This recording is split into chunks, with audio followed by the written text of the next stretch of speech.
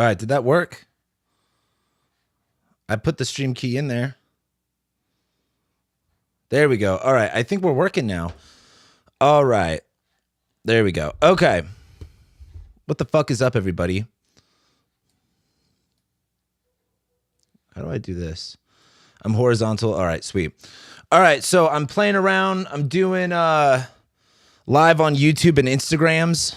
I'm trying to do 2 different things here. Just making sure it's work. Oh, wait, hold on. Go live. Boom. I should do that. Dude, this shit's so complicated. All right. If you're part of the new live stream, let me know. Anyway, what's up, everybody? Welcome to what every astrologer is saying is the craziest and the worst week of the year. I don't know if I'd go as far to say that, but yeah, what the fuck is up, Denny's? But we're certainly feeling some type of way. Thank you for rejoining the live stream. Yeah, this is going to be casual. You got questions, you got some shit to talk it. This is what we're here for today. Personally, I have so much shit to talk about. There's so much that we could do. Let's see. This is from both slides. Happy Saturn return. Vertical canvas. Add comments to vertical both sides. Why can't I see? So I could see my Instagram comments over here, but I can't see my Instagram comments on my thing. That's so dumb. What? Add comments to, I don't know what the fuck's going on. So I'm going to have to do my best to catch up on what Instagram is saying at the same time. Why the worst? Because everyone's saying this is the worst because of the Mars-Saturn conjunction, which, like, yeah, it's hard, but, like, can I vent? What the fuck is up with every astrologer online acting like this is the fucking end of the world? I've lived through like 5 end of the world transits before, and the world didn't fucking end. And it's one of those things that where it's just like, can you guys calm the fuck down? Like, the world's not going to end. You're going to keep going. You know, even in like history where we've had biblical level world ending events, the world still went on. It's not that crazy. No, everyone's like, the amount of fear shit. And this is my issue. Like, you guys have no idea. I'm so close to starting a war in the astrology world because there are creators. So, like, here's my issue. Okay. There are, let's say, astrology creators that are creating all this content that are kind of new to the game.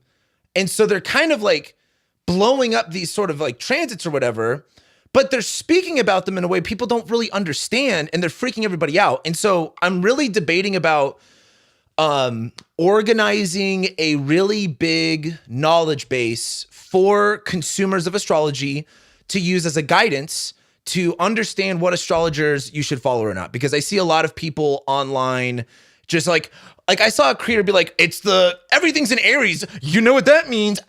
And like didn't provide any sort of context. And it was just like, you know, people, you guys, I'm not going to lie. Can we be honest here? I'm going to be really honest as someone who sees how all this works out. A lot of you cannot handle one iota of negativity being spouted from someone in a position of like spirituality, like at all. Like, you guys lose your minds. And so when I think of these people that are going through spiritual psychosis, seeing this, just being like, well, everything's the end of the world. I guess that's it. It's just like, y'all got to chill out. Well, and I don't even know what astrologers I'm talking about because there's so many. And here's the thing. My issue is I like seeing how many new people are doing astrology online. I think it's great. I want to support them. However, I'm seeing a lot of people, consumers of astrology, really become lost in what they're doing. Like, they don't understand, and everyone's giving them different information, and everyone is doing all this other stuff. And that to me is what bothers me, where it's like, this would be more of a guide for the consumer of astrology to go like, hey, is this the right person you want to watch? What about this? What about that? Bro, I live for the it's over negativity. You the best. Let's go. Thank you. It's just people who just suck on the teat of mainstream media. Yeah, that's everybody though.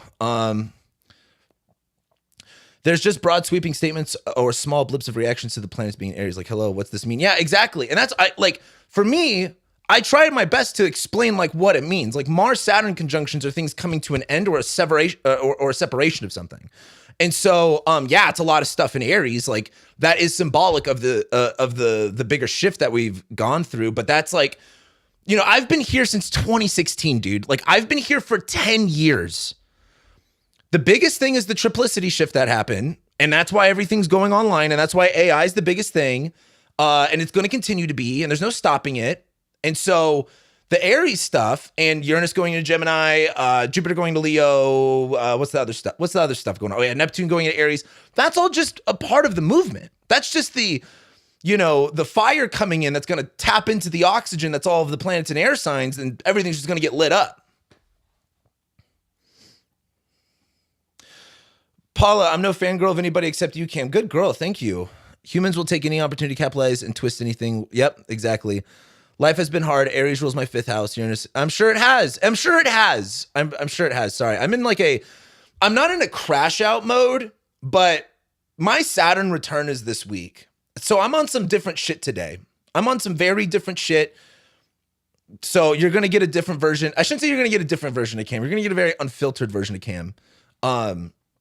Like what is so great about astrology is that it validates our experiences, both good and bad. That's the blessing of astrology, is like being able to see something physical and tangible that validates something really, really specific, whether that's both good or bad.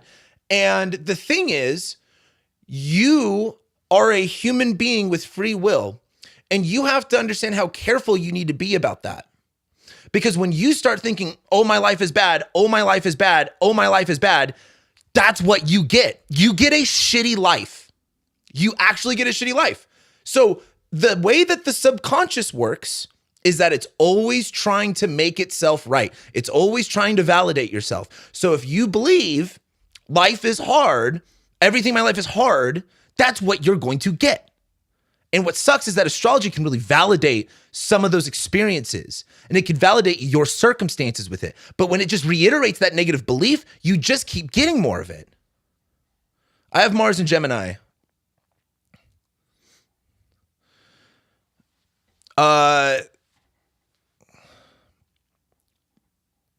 not just irritated. It's just more so of like something that I've learned about my life is, you know, I'm a Libra moon and I have like all this fire and air, and I really try to like give people like a little bit of guidance.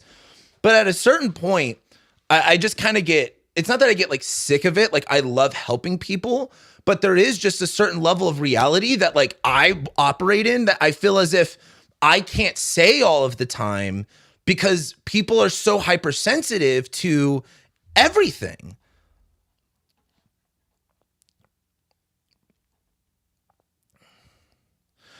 I've been saying this shit for years, so it's nice to see another astrologer calling it out. I have so much love and passion for astrology, and it's a bummer to see people cheapen it. Well, the thing is, you can't, and this is the thing about the like online astrologers, is that you can't hate the player, you got to hate the game. I used to be someone that hated the player. I really did. But you have to understand that's the game. Like, I don't blame these content creators for the way that they make content or how they have to make content. Like, that's just how it is. What I do blame, though, is, or what I don't blame is, how do we allow the astrology consumer more power in understanding what they're watching? Because y'all freak out over shit. Like, y'all really do freak out. And I get it. I freak out about stuff all the time. And it's taken me, like, for example, I predicted this Iran war to the day, by the way. Like, I'm going to flex on that to the fucking day 6 months ago. And even then, if you watch my World War III video I did in 2023 or 2024, I predicted it almost exactly.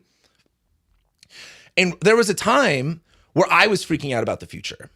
But then I came to a realization that if I freak out about the future, I am living a life in which is no longer mine.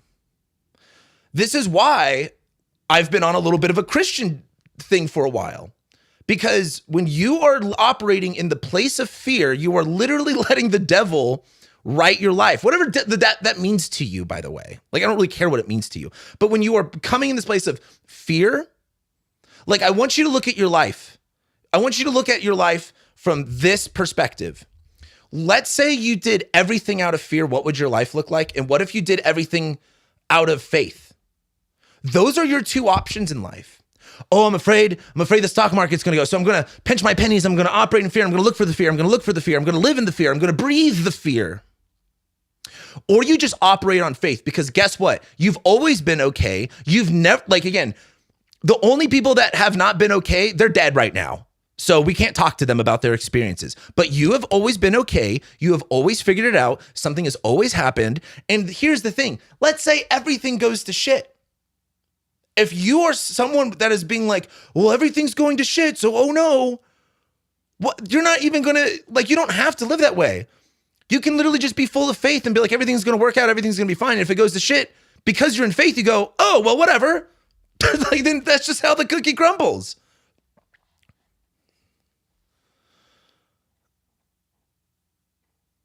Thank you on the congratulations for my Saturn return. I haven't gotten it. It's not exactly yet, but yeah, in the survival mode, like, so many of you guys just operate out of specific places of fear, and all it's going to do is inhibit you. And that's why, like, when it comes to this astrology stuff, like, something that does slightly bother me is, like, I feel as if a lot of people don't really understand the implications of, like, what you're getting into. Like, hey, if you really believe astrology is real, and if you really believe that what your birth chart says is, like, actual literal facts about how your life will play out, you kind of need to understand, like, the implication of that. Like, hey, this shit's kind of crazy, and you might see some stuff that might freak you out a little bit. That's what you're signing up for. Yo, Gordon joined. Hopefully he didn't just join on accident and leave. Yeah, people are sick, and they crave the pain and suffering. And this is my issue with doing astrology anymore. Is just people are just like, they just want to live in their victim story. And I'm like, and here's the deal with what's going on right now, guys. All of this Aries stuff, you have never had an opportunity to restart your life like you do this week. You've never had this opportunity before. You'll probably get one again. There's always times to redo your life. You'll always have those options. But do you want to live in a way that is solely based on fear, that is solely based on worst case scenarios? And here's the deal. So this is something I've been wanting to rant about, and the real, like, the people that know astrology will know what I'm talking about. If you guys don't know about the Barbeau basket, the Barbeau basket is this French astrologer, Andre Barbeau, was like, 2026 is going to be the best year ever because of whatever he predicted. COVID back in, like, I don't know, the 1800s. I forgot how long ago he predicted COVID, but he got it right. And he said 2026 is the best year ever. And a lot of astrologers have really struggled interpreting that, given in their perspective, it's like, oh, well, there's war and all this and that. And I predicted a long time, I was like, 2026 is the war time. But you know what I have seen is how much leverage the individual has today. You have never had more freedom of choice and opportunity than you do today to change your life and to go in a completely different direction and be successful at it. And this opportunity doesn't last long. That's the way I look at it. This is the best time to break out a circular crazy. Yeah. I get frustrated with people all the time. Let's see. It's gross because they get something out of it. Sympathy. Yeah. Again, they want to be on this high of the victim narrative stuff. And it's just kind of like, holy shit, dude. Like, it's big whiner, pussy, gay energy. Mid-Soul Pilates, you gave me the courage to use this energy to make a talking video, and I plan to launch it. Good. April 18th. Mid-Soul Pilates, launch it today. Post it today. Don't live in the fear. Don't live in the wait. Just do it. I'm glad you did that. Anyway, if you guys got some real questions, I'm here to answer any questions. If not, I'm just going to rant like I always do. I think we're going to have a little fun today. I've got a little joint. I don't get high with you guys usually ever, but I might smoke a little joint. We're here to do some casual fun, talking about shit. How is 2026 the best year? Okay. So I'm going to try to do this. I don't know if this will actually work. Will this work?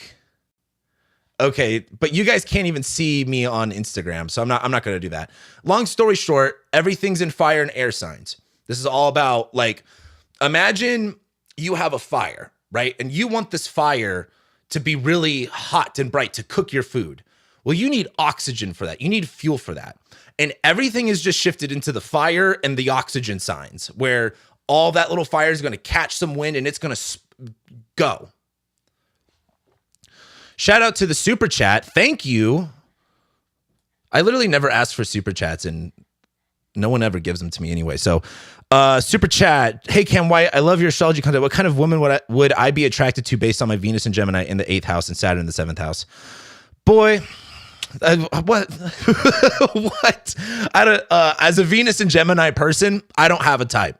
I don't got a type.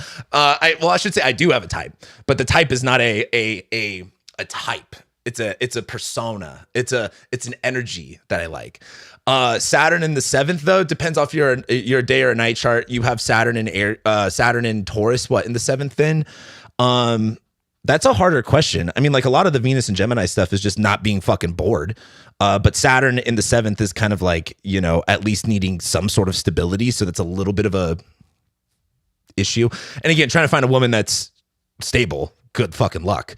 Are you bi? No. I get so many, dude. I get why girls are threatened by guys. Like gay dudes hitting on you is so intense. It's so funny. Gay dudes hit on me all the time and it's so intense. Like they're just straight up like, they'll just say it. They'll just say whatever they want. And it's flattering, but it's really intense. No, I'm not bi. I totally agree with you. Gemini sub, Aries, Moon, Leo, Venus. Oh, fun. Facing, do the way I'm rolling one right now. Yeah, because everything's coming to light. Blah, blah, blah, blah, blah. Never cut alive. Hey, well, welcome in. Another super chat from Optic KZ. What's going on with our boy Putin and Mother Russia? Dude, I don't know. So the Saturn-Neptune conjunction is like historically Russia and nothing's happened. And for me, I'm like, that kind of gets me concerned. Like, are they gonna join the war with Iran? Is this like really gonna be what? Because World War III is kind of it's not gonna look like World War II did, where it's like really formal. This is gonna be mostly just like missiles for the most part. So I'm not sure what's going on with Russia, but I am a little bit like, hey, why hasn't anything happened like this? And so that just leaves me a little concerned of like, is the continuation of the war with Iran involving Russia? So that's where my head goes, but I don't know. I mean, they've kind of pretty much won the war for the most part, but what aspects that will predict a successful pregnancy? I taught this in the relationship course. Jupiter on your moon, Jupiter on your 5th ruler, Jupiter in your 5th. Those are like the 3 things I've predicted, I think like over 20 or 30 pregnancies. I have a couple clients I've predicted multiple pregnancies for. Let's see.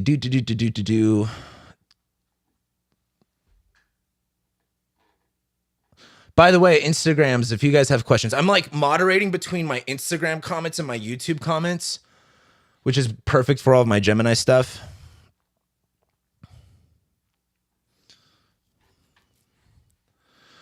What's good for Virgo risings in 2026? I don't know. April through June, really the time for Gemini Sun, Libra. So Greenest One, she says, is April through June really the time for Gemini Sun, Libra Moon, and Virgo rising to finally attract a life that aligns and brings peace? So just with that statement and what's going on, no, not at all. But here's the deal. If you are waiting for the astrology to get good, to make your life good, you're going to wait forever. You're always going to find a bad day. You're always going to find a bad time. And the thing is, like, April's kind of the hardest. May and June are relatively chill compared to for the rest of this year. Like, not really much happens in May and June, and then it's like July and August, and then the rest of the year.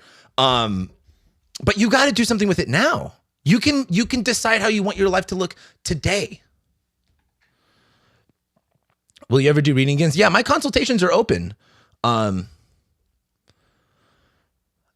Have you seen any common denominator in athlete charts specifically for tennis? No, I don't watch tennis. But there was a study done called the Mars effect in the 80s where some people, they looked at like charts of like so-called sports champions, and they noticed that more times than not, they either have Mars in the 1st house or in the 10th house. And the study kind of got debunked, but also it kind of didn't. So just look up the Mars effect study and you can find some information about that there. I'm Mars in Gemini.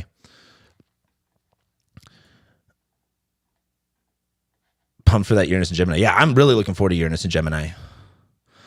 Placidus or whole sign house? I use whole sign house because I'm a technique-based astrologer. So I'm kind of actually about to drop a new philosophy drop coming in with how I do astrology. And essentially I do whole sign houses because my work primarily involves techniques and not necessarily reading things based like techniques that involve literal life events and not necessarily psychological descriptors. And so whole sign houses works better for that. Although my philosophy around the houses is that it's really difficult. Like, go outside and try to measure where the houses should be. Good fucking luck. And that's why astrologers have argued over the best house system for like thousands of years, because it's kind of complicated.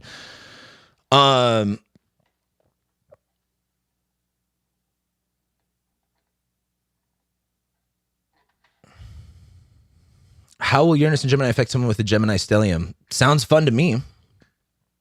The problem, I would argue this. When you guys just give me like 3 placements and then ask a really broad question, I can't help but to have a very general answer, because I would have to either A, look at your chart, or like give me something a little bit more specific to work with. That's what's hard about sometimes doing some of these things. Let's see. Hold on. I'm going to turn on my fan. BRB. Ah! It just shocked me. Oh, you guys like that? My camera moves? I forgot it does that. I bought this cool, I fucking love this little thing that I got here. Yeah, my camera follows me. It's super sick.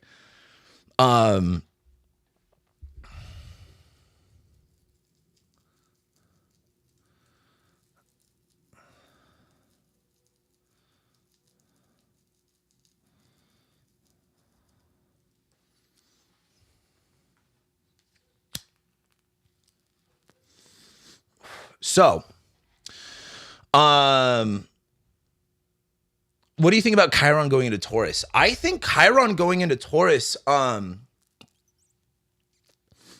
think it's going to be really different from Chiron and Aries. And because Taurus is about security.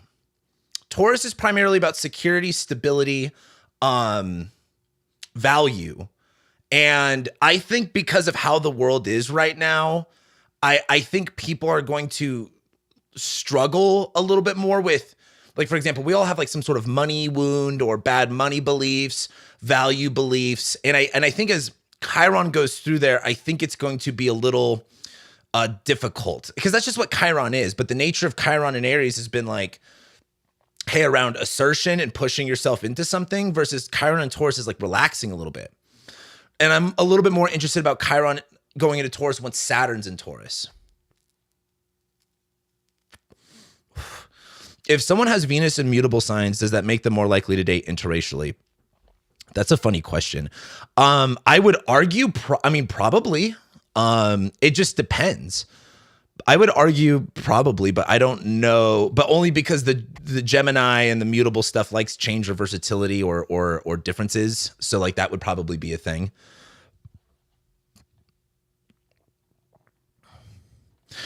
Is Chiron and Taurus targeting the feminine like Aries was for the masculine? I hope so.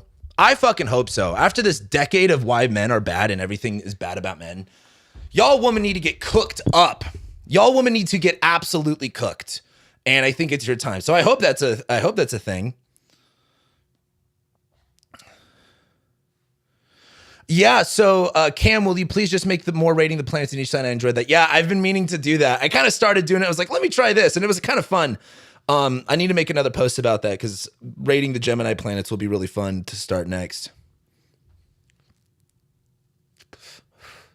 Continuing to apply for jobs that align with my passion, purpose, along with positive mindset. What else should I be doing to attract what is meant for me? What is meant for you will come for you. So like, that's the thing when people are like, how do I attract in my life what is meant for me? Hey, breaking news. If it's meant for you, you don't got to do anything. You can just let it come to you. How about surrender?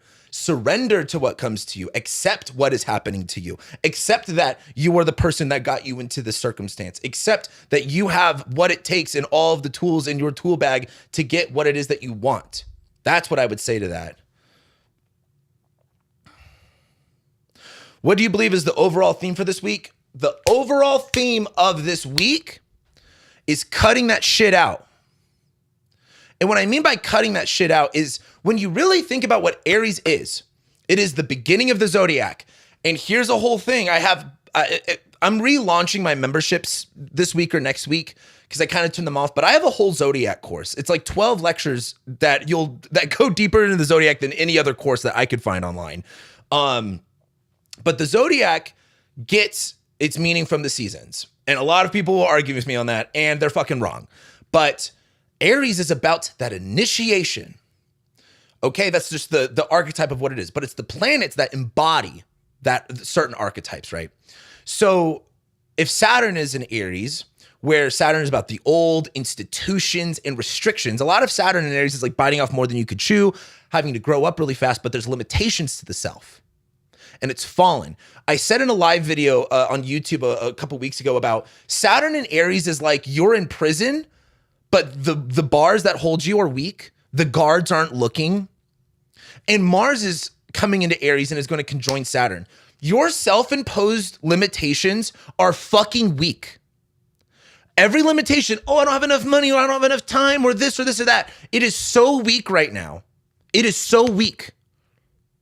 You don't actually have to do that. Like, you don't, I want you to think of every excuse in the book. I want you to think of every wall, every barrier. It's weak. It's not working. You can bust through it. It's like rusted iron. It's just going to turn into sand. So this week is about looking at, again, it also depends on what house Aries rules for you, so you know where that really looks in your chart. But Mars is coming in there and punching that old man.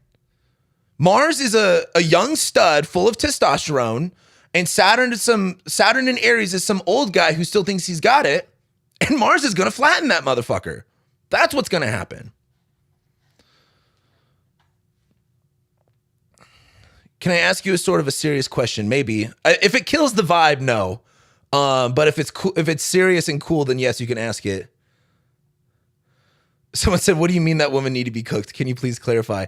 What I mean by that is, like, number one, I'm a man. I'm a straight man. Number two, I primarily work with women. I have heard everything and I understand the problems with masculine and men. There is a really loud pendulum swing that has happened with women over the past, you could go back, 50, 100 years, but I think relatively past 10, where I think there needs to be more criticism of how women operate on certain things, like how men were. Like men's attitudes about masculinity, men's attitudes about femininity. I think women's attitudes around those two things also need to be cooked a little bit, because I do think that it's coming to, and this is what's really interesting too about the whole gender war stuff, which the gender war stuff is bullshit anyway. They just want us to hate each other when, like, you know, not for me to get super woke, but like the yin and yang and masculine and feminine are supposed to come together into, you know, but so they do this gender war shit to divide us up, and it's all working, and it's kind of funny anyway. But I think with how, like, the mainstream narrative around like women and how women should be, I think that's, you know, and again, that all came from someone asking a question about Chiron and Taurus and women and stuff like that. So I do think that femininity needs a little bit of a cleanse. And what I mean by cleanse is just like, I think femininity is really looked down upon, just like masculinity is. But we're not afraid to call out, people, I think, aren't afraid to attack masculinity as much as they are femininity. And I think femininity is something beautiful and something great, but I do think that a lot of people don't understand it right now is probably the easiest way to put that. Because this is like a 2-hour conversation I can have on that topic.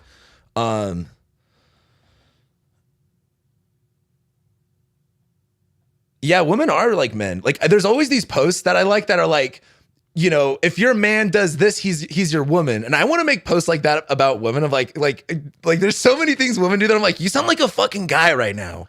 But that's a whole other story. I'll just ask and you can ignore if it is not the vibe.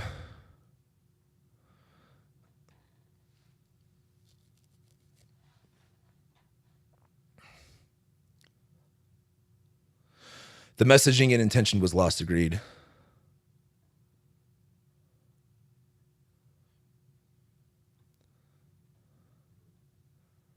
No, I'm reading YouTube comments too. It's just like I'm like I gotta like cross my eyes to watch both of them.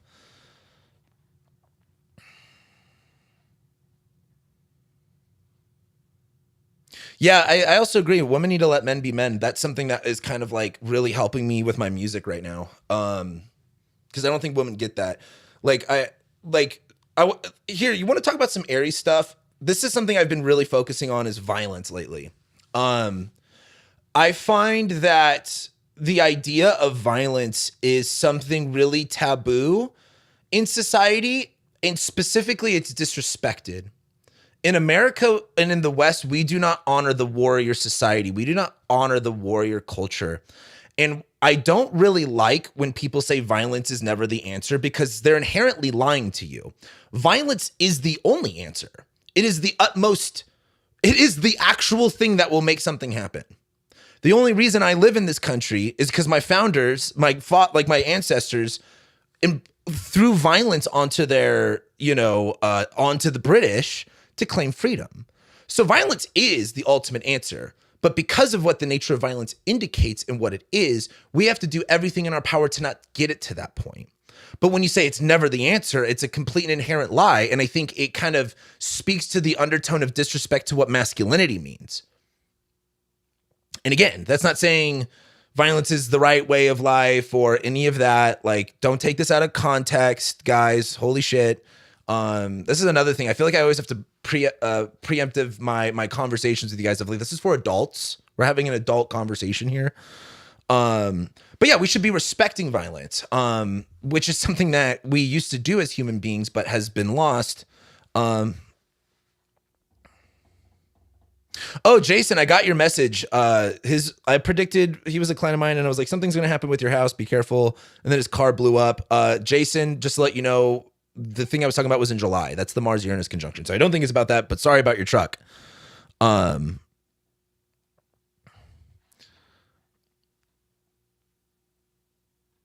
Which zodiac sign wins a fight between all 12 based on the actual figures represented? I don't know. I've never looked into it. I've been looking at Mike Tyson's chart a lot, though, because I'm also a Mars and Venus and Gemini, and so is he. Cancers, I think, are a really underrepresented force in like it's always soft and careful, but a lot of Cancer is about defensiveness. It's about defending things. And I think Cancer is a much more intense sign than I think people give it credit for. I recently lost my father, and I know you had to move through it too. Wondering if you had any advice on moving through grief. Oh, just accept it.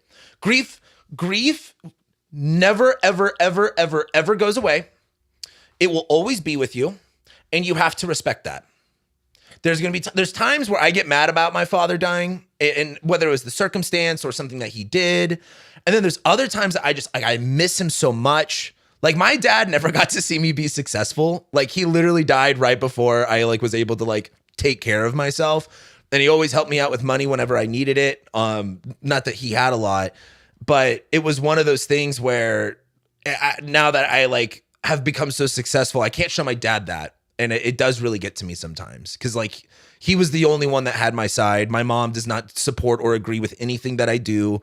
My mom's the reason she kicked me out when I was 17. So anything of success I could show my mom she doesn't get. So my dad was really my only parent that really supported me, and I can't show him that. You know what I mean? So I look at grief as something that you just have to accept and go through. You don't avoid it because you really can't. You have to just feel it. It's okay to be sad, and it's okay to be angry, and people grieve in all types of ways. You can never judge someone on how they grieve something because it's just how it's going to be. Once you understand, when you go through a serious loss, you get it. You're like, dude, you got to give yourself some space to just do whatever you're going to do, and you cannot judge yourself for it.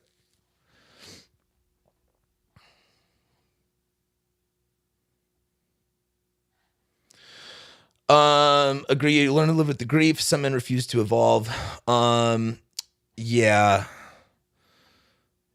Yeah, I know my dad's watching me. I've literally asked my dad for stuff and he came through before. On some I've asked my dad to show me a sign, and I asked for it really specifically because, and I just talked to my sister about this too. She said she did the same thing. She asked for a frog to see a frog, and then the next day there was a dead frog under her bed, which is where she lives, like we don't have frogs. So like it was just really weird.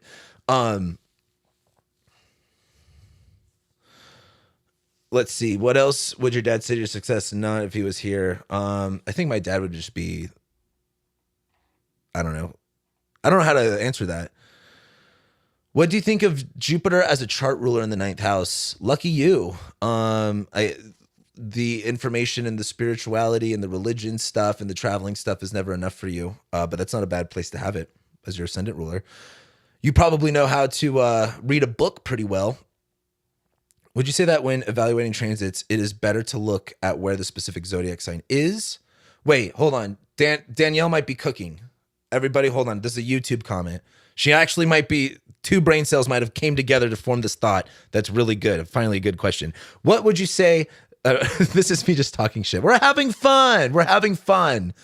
Would you say that when evaluating transits, it is better to look at where the specific zodiac sign is in your house natally, or what house the planet is transiting currently, or both? Is that not the same thing? So would you, it is better to look at where the specific zodiac sign is in your houses natally, or what house the planet is transiting currently, or both? That's the same thing. So like, yeah, let's say for example, Mars is in Aries and it's transiting my 5th house. So I'm going to look at it as like Mars transiting my 5th house and that zodiac sign that rules over it. And that's what that means. I think that's what you're saying, because it kind of sounds like the same exact question.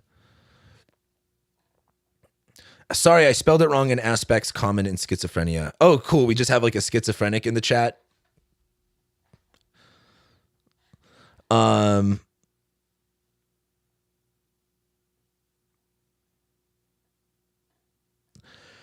Did you check on Trump's chart? He will be impeached. Yeah, but that doesn't really do anything. He's been impeached before. I don't think Trump makes it to 2028, dude. I don't think he makes it through the end of 2026 to the first half of 2027. We're gonna see. He's definitely not gonna be to 2028. I don't think so.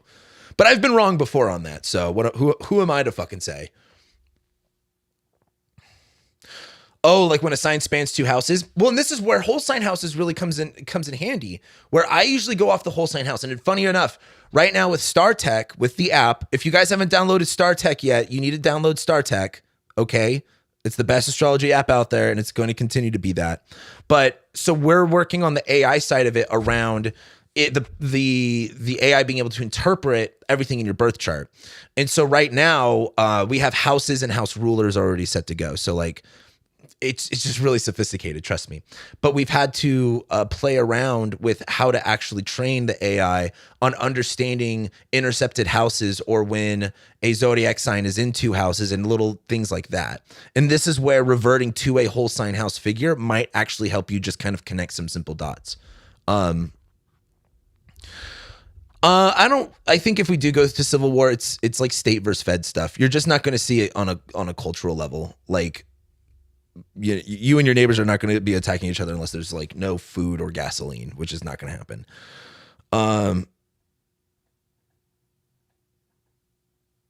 Waiting for the big beautiful stroke. See Zaddy Cam StarTech. There we go. Waiting for Android. Hey, we're starting the Android build for everyone wanting Android. We're starting the Android build. It's going to take us 2 months. Okay, this shit ain't cheap. This is not a cheap project to do, by the way. And I'm giving pretty much professional grade software for free. This is not a cheap thing, so it takes some time. And by the way, can I just say, like on a straight up vent, the amount of messages I get daily about when is StarTech coming for Android? When is StarTech coming for Android? If you have an Android phone and you don't not only download StarTech, but pay for that shit, I'm going to lose my mind. Because I am the CEO of StarTech. It is just me running this shit.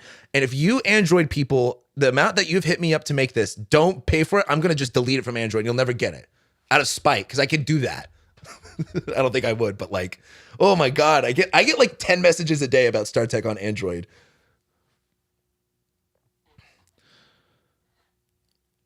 I tried to look for it, but couldn't find it. How to correct what? StarTech got my Mars wrong, like many other apps. So send me an email. If you guys have an issue with StarTech, send me an email about it. Like, I try to respond to them, and if I don't, I send them to my developers to where we fix that. If you got your Mars wrong, I would want to see that. Because I don't think it would get something like that wrong. Is this his app? Yes, this is my app I'm talking about. Why can't I find it? Look up StarTech with a K. STARTEK, one word, StarTech. Go to my Instagram, StarTech. Go to the YouTube channel, StarTech app or whatever. Give other payment options. I have an annual subscription. You could buy it for, by the way, so, eventually the app will have different tiers because there's going to be a lot more with this. Right now you could buy it annually for $100, but it's also free. So what am I supposed to do? There's like, what other payment forms am I supposed to try to do?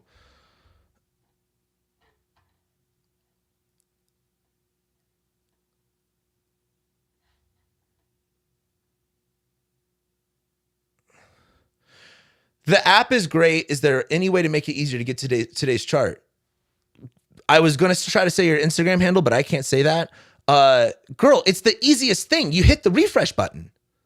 Right where it says day, left to right, there's a little circle button. You could just click that shit. And it's boom. It's the chart for right there, right now. It is literally the easiest button. It's the easiest part of the app is to see the transits for today.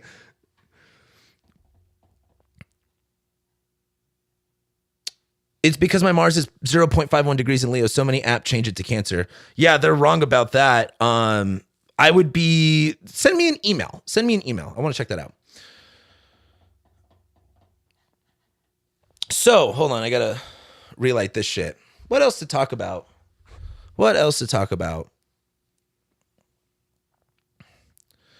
In children, how a strong transits to important natal planets can show up. I don't know. It depends on the age.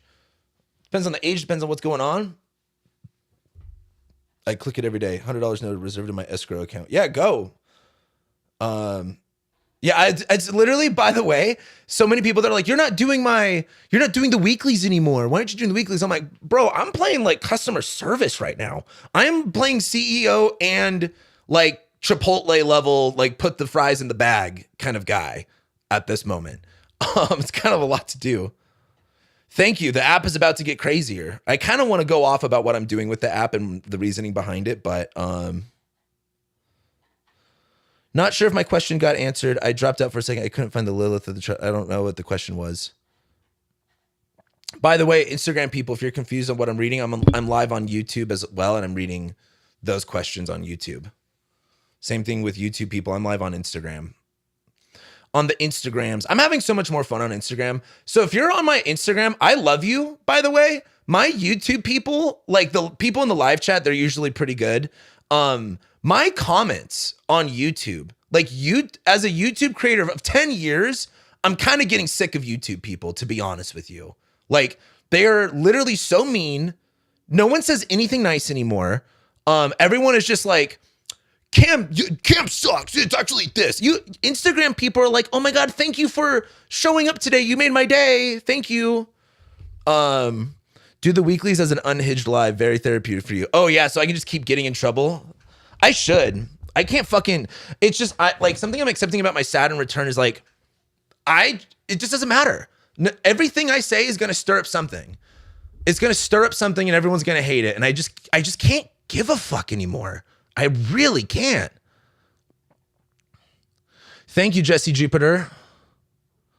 Thank you, Ethereal Eventually. Thank you, Arthur to do.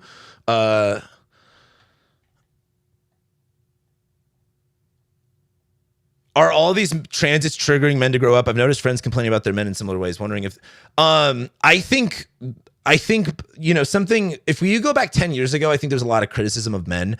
And I look at the state of men today, and I think something's changing. I think men are really getting their shit together a lot more than I think people are seeing it. Thank you, Art Jupiter. Jump in the deep end, agreed. Yeah.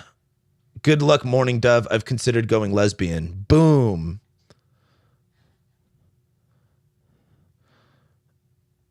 Yeah, tell us more about your Saturn return. Nothing matters. Pedophiles are lead us into World War III. Just do whatever. Yeah, exactly. You know what my Saturn return is? I want to be so real with you guys. I've done astrology for 10 years. I have put in my time. I have done lectures. I have done, I think, almost at 3,000 consultations. And that's not a made up number. I feel like I'm seeing astrologers make up numbers because I've done some math on people. I'm like, there's no way you've done thousands of consultations. I've been doing this for a decade. It takes some time. This was not what I had in my life's plan. I'm not complaining. I'm very grateful for my life. But when I look at who I am today, and I'm very proud of it, I'm very excited for it, I'm very grateful, I worked very hard, but I look at this isn't still what I want. I love being an astrologer, and I'm always going to be one. But StarTech, owning a system, creating a system, like this is another thing too, like all of these apps fucking hate you guys. Like that has been my takeaway as a consumer of astrology apps is, oh, they just fucking hate me. They don't actually like me. They just want to get some money from me. Doing that, but also being an artist. I came on this earth to make music. And so Saturn's in my fifth. I've been making some really amazing songs. I've got a song coming out soon. I feel much more confident in my voice, my sound, my style. That took years to cultivate. That was not something I took lightly. I don't find myself sounding similar to any other artist that I know of. I feel like I'm in my own lane and I feel like I'm owning that sound and I'm really excited about it. And just for me, I look at it as like, if I keep 1 foot in, 1 foot out, I'm always going to be in the middle. I have to go all in. And so that's where I'm at with this stuff.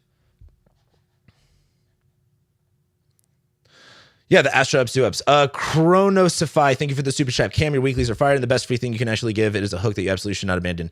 No, but I'm not doing the weekly. I don't want to do the weekly. I've done the weekly for 10 years.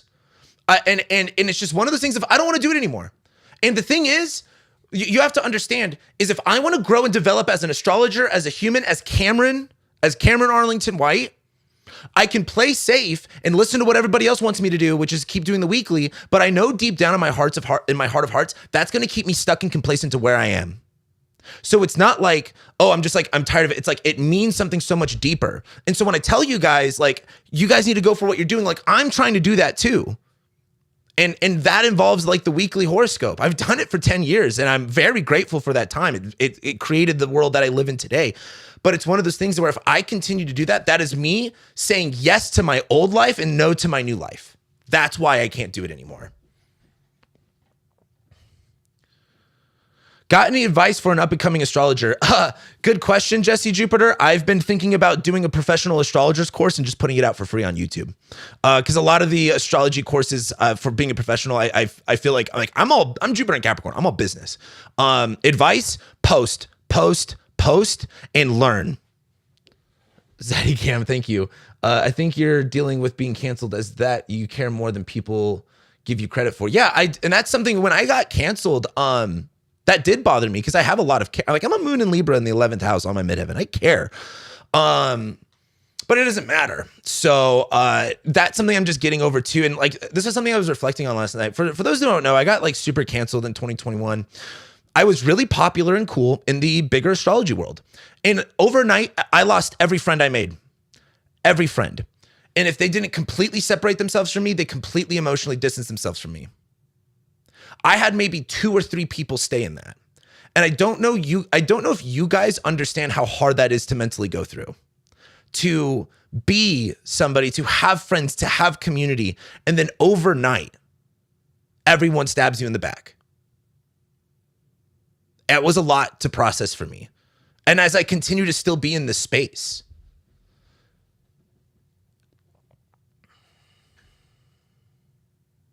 I hated my Saturn return. I got married. Gosh. I thought I manifested your app. Actually, it's perfect. Yeah, I was at the right place on the right time with that one. Let's talk about Astro being overrun by AI. It was unusable for almost like a leak. Let's actually talk about that for a second. The reason I'm doing StarTech with AI, and I know people get upset about that, is guess what? There's about 100 skinny twinks in San Francisco jerking off to the idea of scamming you and taking your money, which I'm not going to name names, but there's a really big app right now that's doing that. These AI people are going to come for astrology, whether you like it or not. And my thing is I have a podcast called The Delineation. I haven't touched it in a while, but my first episode was called Defend Astrology. And for me, I look at it as you downloading StarTech, you buying that is you enlisting me in the war to fight for you, because that's what it is. I do not trust the current companies that exist right now to preserve astrology into the digital age. And I do not trust the venture capital backed. I've put all my money into StarTech. I have not taken any venture capital, nothing. I worked my ass off and paid for that. And it's just not cheap. Go look up how much it costs to start an app. It ain't cheap. Do not trust these AI companies. They are coming for you and they will find a way to suck that money out of you. Like, the astrology world needs a person like me to trust that, like, again, all the people that hate me, I think they would at least respect that, like, hey, he knows what he's talking about. His app's probably pretty decent.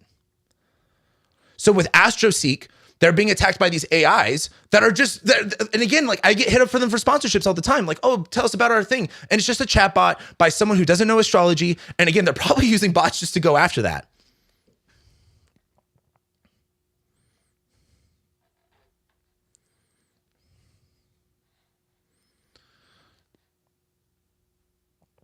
Using a lighter as a pointer. Yo, what up, Heidi? What do you think of Channy? Even though I disagree with a lot of Channy's politics, I did help write for the app. I think, like, for what the app is, it's great. Like, the Channy app is good. You know, I was going to make a new app review video, but, like, so here's a question I have for you guys. I run an app now. Am I no longer allowed to talk shit about the other apps? Because I really want to. I really, really want to talk shit about the other apps now that I have one. I really want to. And I gotta say, I made a story post about this. Unpopular opinion, as someone who's developing an astrology app, there's a CoStar is pretty good. I'm not gonna lie. Is it my favorite? No, mine is. But given where they've come from, I think they've learned a lot. And I think they deserve that acknowledgement, because everyone hates CoStar. That is the word on the street. That is some hard brand reputation to fix. And they have a long road ahead still. But after really looking at how they do stuff, I've been pretty impressed. I've been pretty impressed. Hold on, I got a super chat somewhere. Let me look what's going on here. Repeat comment with money, baby. Please start a Bandcamp. I'm going to start a Bandcamp once all the other. I got another thing somewhere.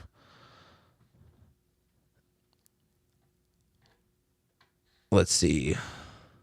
Talk massive shit. Please talk. Oh gosh. So Time Passages is a good app.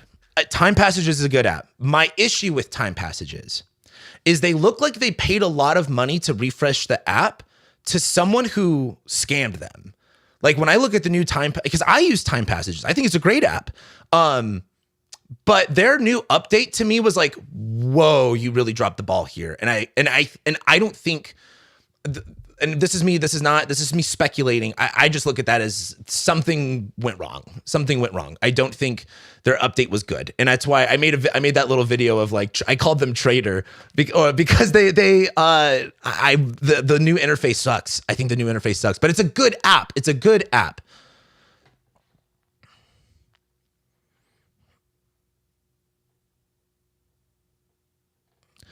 So CoStar has its controversy.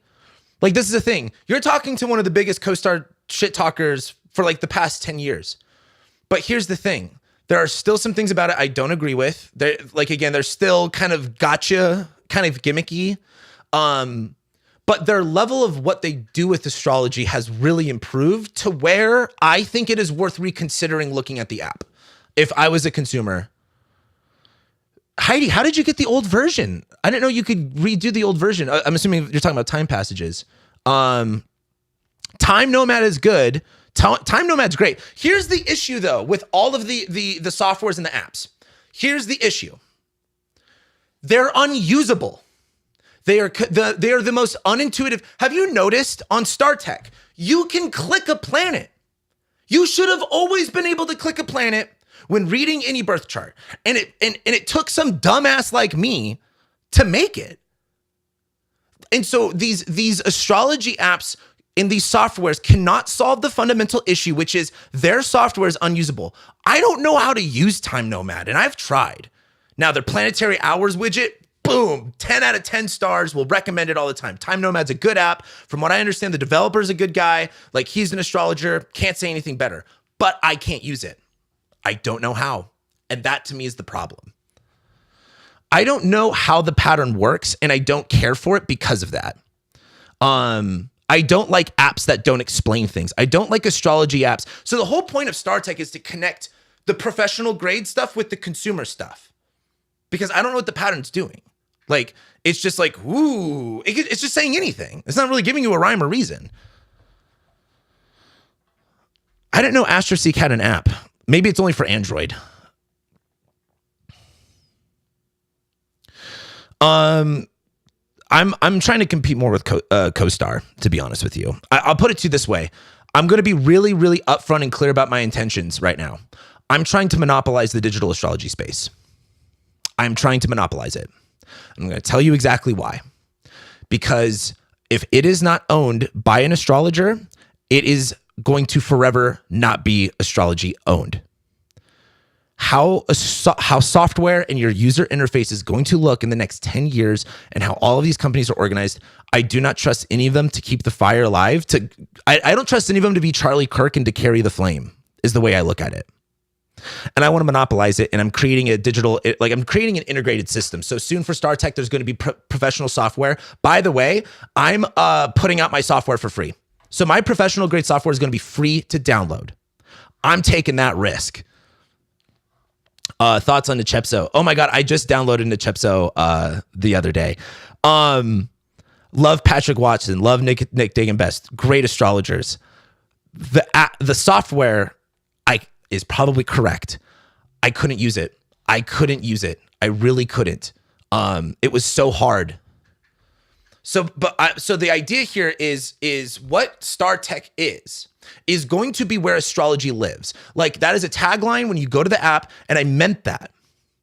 And that means for professionals, that means for the consumers, that means for, and I don't even like using that word consumers, but customer is not necessarily the exact word because you don't have to buy to come in. And so I'm trying to encapsulate a world. I'm trying to build a world. Go to startech.world. That's my website, .world. And I use that intentionally. The idea is this is the world and the safe environment that astrology will live in and thrive in as we keep going into the digital age. I don't know what that looks like 50 years from now. I couldn't tell you that, but that's where my mindset's at with all of that.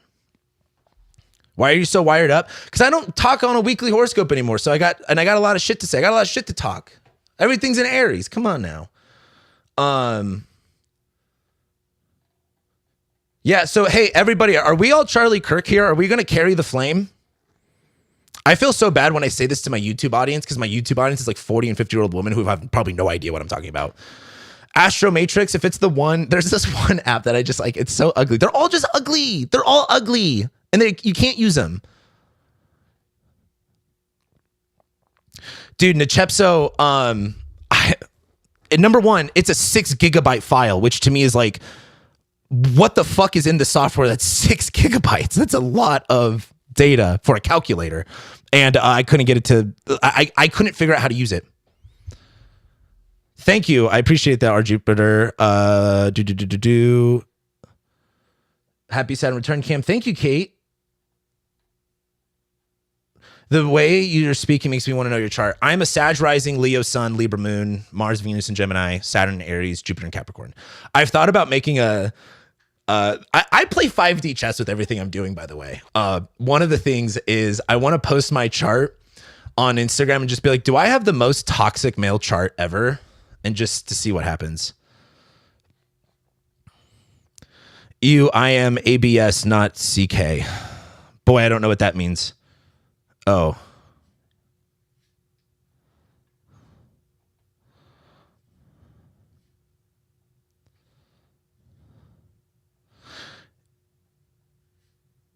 Would you ever mentor a new astrologer? No, I would not. I will teach a professional course at some point to guide people, but that's going to be hard to do on a one-on-one level. Yeah, on Astro Gold, you can do it on the computer, but it doesn't do anything. Well, thank you, Jody. Don't you know that you are toxic? I love when people call me toxic. I'm not, though. I feel like I am and I'm not. I live in multiple dimensions of complexity and contrast that you couldn't even fathom of. That's what's going on here. You guys only think in these binaries. I think in elevations. I'm everywhere and nowhere at the same time.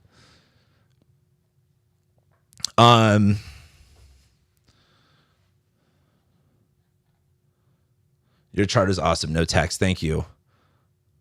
Love that you're too locked into smoke. That's how I am. I'm fucking locked in all the time. What else do we got going on? You guys got any other good questions? I like answering questions about birth charts, but I struggle with them because you guys will only give me a small percentage of the information I would want or need. And the question is too vague to really do anything with. So it's kind of like, it's just hard to do without me being like, yeah, whatever, you know? Lots of love from Wyoming lit. Brittany's toxic is a banger, so take it as a compliment. I don't think you're toxic. Yo, what up, Melissa? I love when my actual IRL friends join my streams.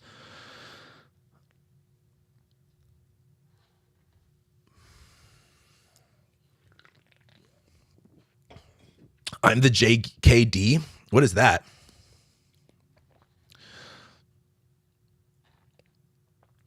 How can you be having your Saturn return? Because I'm 29. Duh. I have a very strong spirit. I have a very strong will. Ask anyone if I really want to do something or fucking make something happen. I make shit happen. It's kind of gotten me into a lot of trouble. That's the issue. For the most part, astrology has always been a subject that starts out with the aspiring one studying on their own. Yeah, I would agree. No, I've kind of glanced on the Civil War stuff. Pill color millennial. Thank you, Karma Ghost. When will I get a new girlfriend? When you change your Avi to not being something anime. That's when you'll get a girlfriend. How many Saturn returns do we have? Typically, you're only going to have 2. If you live to 90, you'll get 3 Saturn returns. But because we'll be able to put our consciousness into a computer to be slaves for eternity pretty soon, you can have a lot of Saturn returns. So I don't know.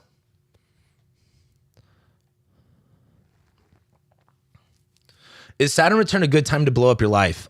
It is a time for that. I wouldn't know if that's the best time to do that. Jeet Kune-Do, dude, Bruce Lee. Oh, I don't know Bruce Lee.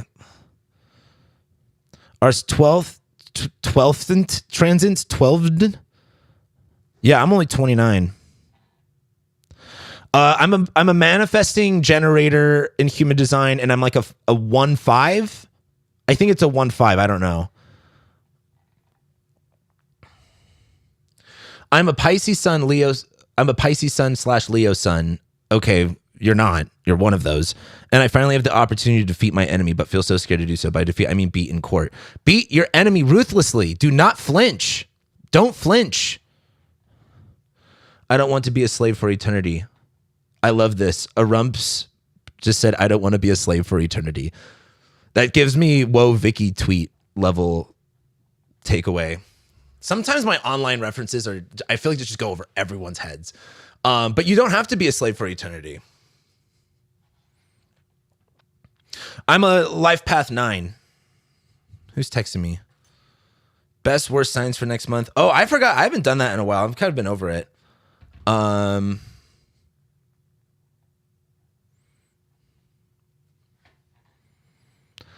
Do you believe institutions and communities go through Saturn returns? Yup. My hippie commune just entered its Saturn return Aries and shit is hitting the fan fast. Yes, I do believe that. My take on human design is, let me tell you this. I was skeptical of human design. I had this girl, I got to find a picture of me and her. I was 19, I think, when I dated her, and she moved in like 2 seconds after I met her. And I look back at this photo of me and her, and I was such a loser. Like, I just looked like an idiot, and she was so hot. I looked back and I was like, damn, like I forgot she was that hot. Because I did not look good at that point. And she was talking to me about human design. This is like 2016, I think, maybe 2017. And I kind of was like, that's not astrology. I don't listen to it. But I've had enough people tell me about it where I think it's real. I find it very interesting, but I want to understand the mechanism more and how astrology works behind it for me to give it a full seal of approval, because I don't like when people are like, I saw someone talking about the sun is entering a gate today. And it's kind of like, hey, do astrology. Like, what are you doing here? Yeah, human design is based on astrology somehow. I don't know how. You are cute though. Wish you like dudes. A lot of dudes wish I like dudes. What sign and house do you have Mercury? Mercury and Leo in the 9th. What else is going on? What do you think about channeling a spirit? Like, been doing astrology for a while, and I feel like I'm using just as a framework. So number one, on some real shit. I don't know if Gordon is still here, but Gordon can vouch for this. I really don't think a lot of you know what you're doing when it comes to channeling shit. Not that you can't, not that you shouldn't. And I do think that like you can channel things, but I think when people, I just think people in the spiritual world do not know what they're fucking with at all. It's like watching a bunch of monkeys with like AKs run around where you're like, whoa, what are you doing? But I don't think you need a frame. You could just talk about it. You don't have to channel anything. Like astrology is not like, it's not like a message from the universe that spirit comes down and say, like, that's a part of being a human being is connecting to that. But that's the beauty of astrology is like, it's kind of just math. It's really just math. Pisces rising square my midheaven. Ugh. And Neptune and Sag, Cancer, Sun, Sag, Moon, and Jupiter, Uranus. Thank you, super chatting your placements. What is the key to navigate T-squares between malefics on your natal chart? Does it always involve some type of oppression? What is the key to navigate T-squares? It depends on what the apex planet and what planets are applying to what is what I would say. What do I think about asteroids? I think asteroids are cool. I've been getting a little bit more into them, but I do think that a lot of people overcompensate for their lack of understanding astrology with like leaning into things like asteroids. Let's see. What's your take on how the CBDC AI stuff evolves with Uranus and Gemini this year? We're going online. We're getting the magic money dollars. The Genius Act proved that last year. That was right when Uranus went into Gemini. Gordon is still here. I'm down here in South America where they do it hardcore. Yeah. You're like, you want to talk about channeling spirits and shit. Talk to Gordon. Do you feel like you're connected to your spirit guides or only astrology? I don't believe in spirit guides. Like in this, bro, like on some straight up real shit. This is why I've gotten a lot more into Christianity. Is like this stuff is very real.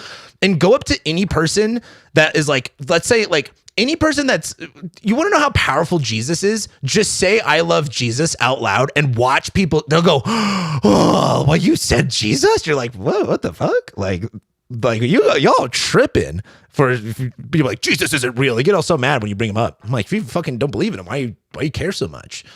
Anyway, so no, I don't really do any of that stuff. I just stick to the astrology. I'm a Sag rising with Jupiter and Capricorn.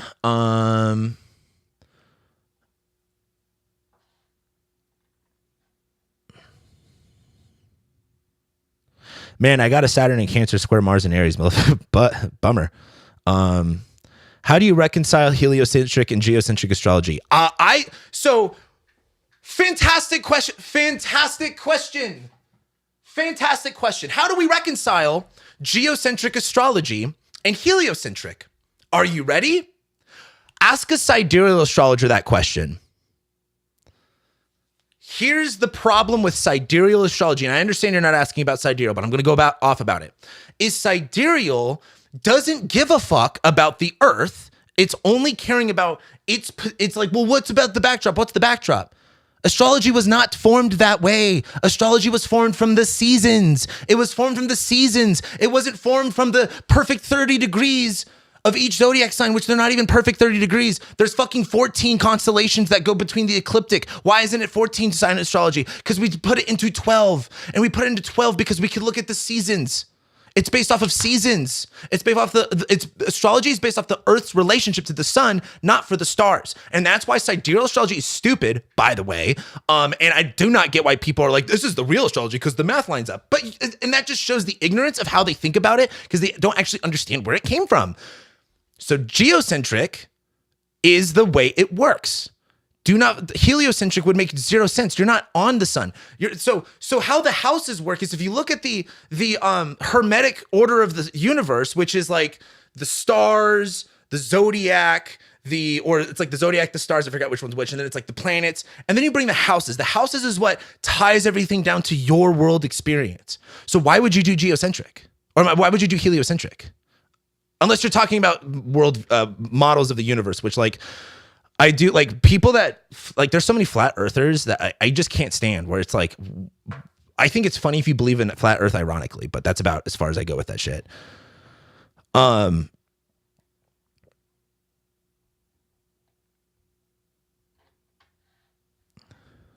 So let's see. Go off cam.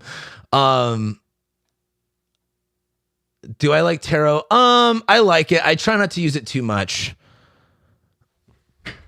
The king speaks truth. The thing is, it's not something I go and do. I just always hear it was my own voice meditation. Yeah. I watched the Flat Earth documentary and felt bad for them. Dude, because flat earthers will never be able to explain to you shadows. They'll never explain to you shadows and like time. Like the flat earth theory can't exist with like the sun's culmination at the North Pole. Like it just doesn't work. So it's really dumb. Thank you for the super chat, Shelly Harding. I'm confused about when the North Node Pisces, South Node Virgo becomes the North Node Aquarius. That's like in August, because the nodes, they move backwards naturally. They retrogress. Technically, they retrograde and station direct like every other day or something like that. And this is why there's the mean nodes and the true nodes. The mean nodes kind of just keep the nodes moving in one motion without them retrograding. So it's kind of a guesstimate. Versus the true node, it like shows the node moving backwards and forwards. Like it's like every other day it does that. What about decans? Decans are really sick. When I was doing my VIP consultations, we went super deep into the decans. Can you explain the role in AI in StarTech? Oh, that's depends on what layer you want to go, because there's a lot. What are your thoughts on the lots of astrology? I'm learning this currently. The lots are super based. I play with the lots all the time. I usually look at the lot of success and like victory, because those are kind of helpful in terms of like connecting more dots to midheaven stuff.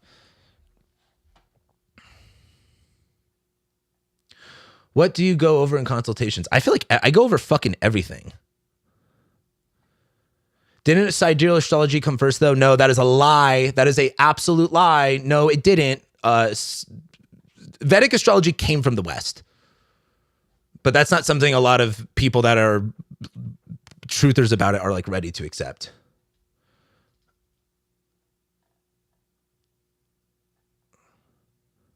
I'm born in 1996.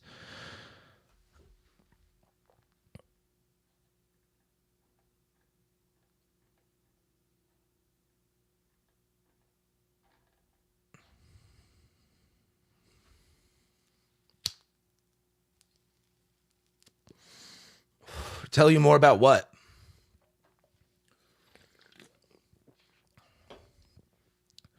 Yeah, I can't even enjoy a jizzy. I gotta like be all locked in.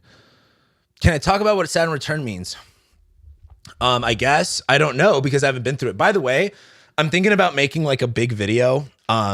If you're a young astrologer who hasn't gone through their Saturn return, you've probably heard boomer lore that you're not a real astrologer until you've gotten to your Saturn return. I'm killing that. I am no longer allowing that to exist, and I'm declaring war on any boomer who says that. I'm sorry. If I am just now today an astrologer because I went through my Saturn return and I'm magically an astrologer and I magically know things now because magically I just turned 30, it's stupid. I know 40 and 50-year-olds that have never learned a life lesson, that cannot pick themselves up. It looks like they don't know shit, but an astrologer would be like, well, that person could be an astrologer because they went through their Saturn return. It's stupid. It's stupid. I've been doing this for 10 years. I have read and studied and practiced more than most people ever will. I think that's what makes me an astrologer, not Saturn return. That's just boomer lore. It's like all the boomers say that. It's Coke Zero. If astrology is so true and powerful, how isn't it completely occult? I don't know what to say to that. I feel like you have an interesting question, but I don't understand what you're saying. I call that unk slop. Yeah, it's like FUD lore. Why is your app better for Astro work using time at the moment? I don't know what you mean by time.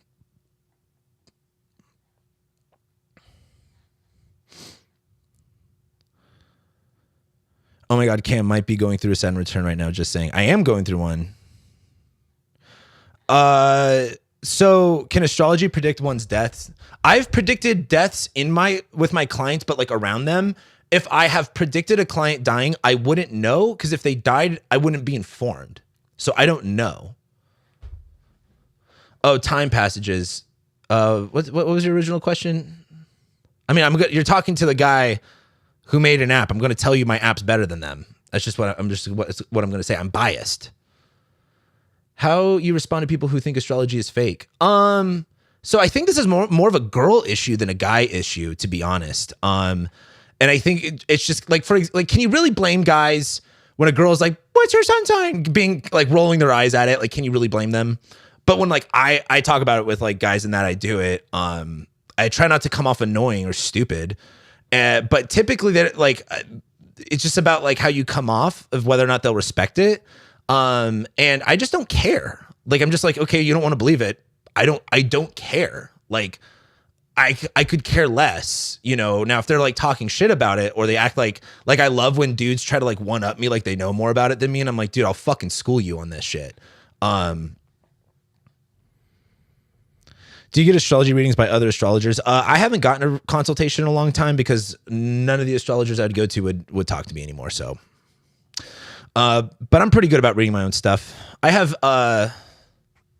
close allies. I have a council. I think that's the best way, but I have a council. What's the difference between the two? Go to it. You can interact with the time passages chart. Oh, so you guys don't know this yet, but the new update that we have coming out is, look, so here's the page. We have horoscopes now. So here's what the new not time passages. Here's what the new StarTech will look like. And so here you have all of your, I'm trying to see if I can get this in for the Instagram people.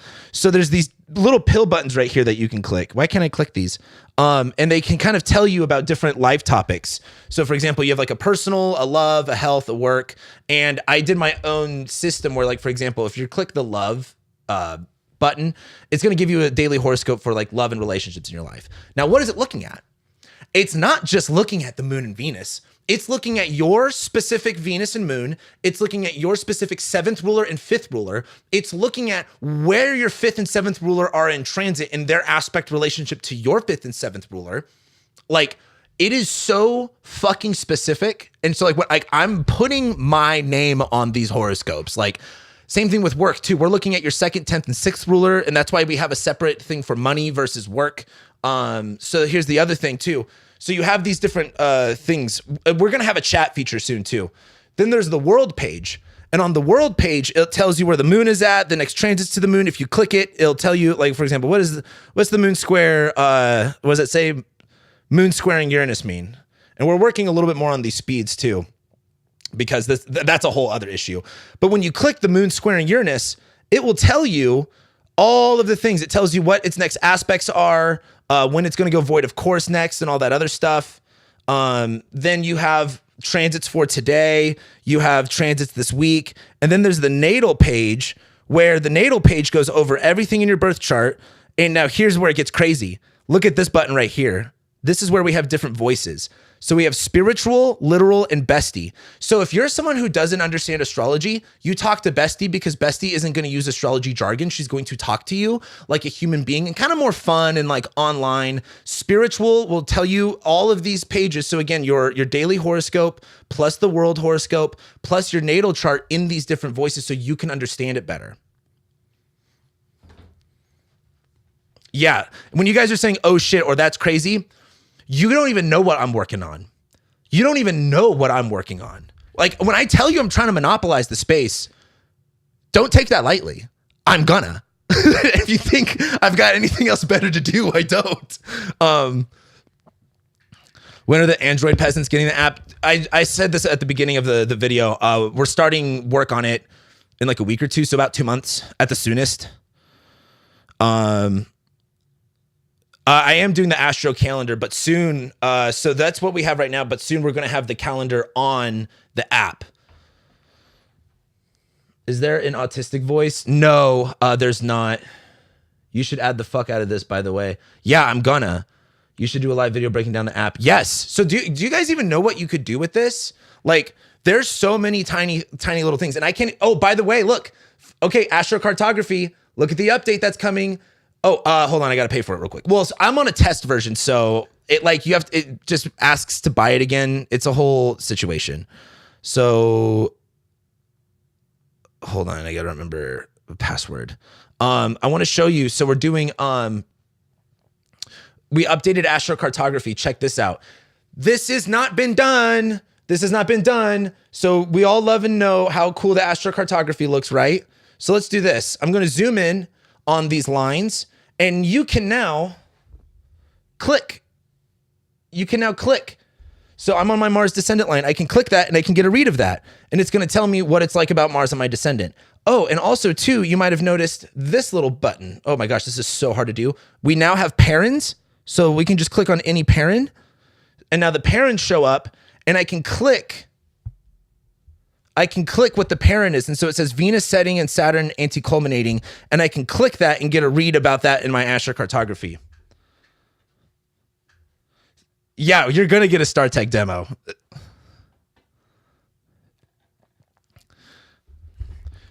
No, I don't know what to do with the app.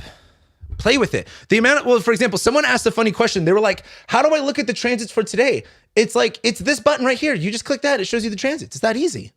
Like, do you guys just not click around with it? Like, be a monkey. If you just be a monkey and click around, you will figure it out. Because that's how I built the app how would a monkey want to interact with this? So it's not complicated. Oh, and so what we're also working on too. So besides the chat feature, so for example, when I click tap to learn more at the bottom of a birth chart, here, let me re-show that for you guys again. If I click this button, if I click tap to learn more, it's going to give me all the readout for the current transits. Now I can also click, how does this affect me?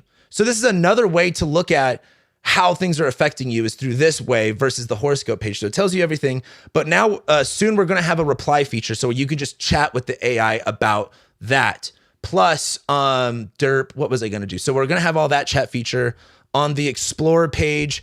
We're going to have a chat feature right here on the profile page. So on the profile page, notice how it says personalization. So this will not be ready. It actually might be ready when we update, but this is where you can personalize your life. So for example, love and relationships. Let's say you're married, you're happily married, you love your husband. You could put in that information and the app will know that and can address it as so. So if it's not like, oh, for example, like let's say something happens in your chart, and the app should never be like, if you're married, it should never be like, oh, you might meet the love of your life today. It should never say that. It should respect your marriage. So you're going to be able to put that into the app to where it knows that stuff. It's only on iOS because people on iOS pay for apps more than Android does. That's literally why every company starts with iOS, just so you know. Cyclocartography transits too. Yes. So if with astrocartography, I don't know about the word cyclocartography. That's a kind of a mouthful. But if you do this, so click astrocartography, pull this up.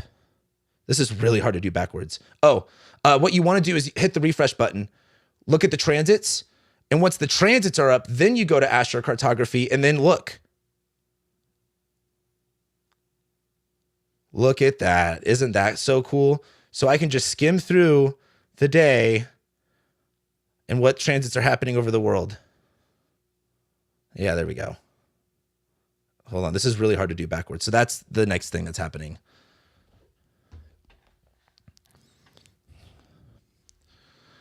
Yes, I am going to have a demo for StarTech. We didn't get that out the last time. It says the moon phases. Oh, you guys don't see that yet. So if you go to the Explorer page, it says the moon phase right there. So it says moon in Aquarius. It says waning crescent.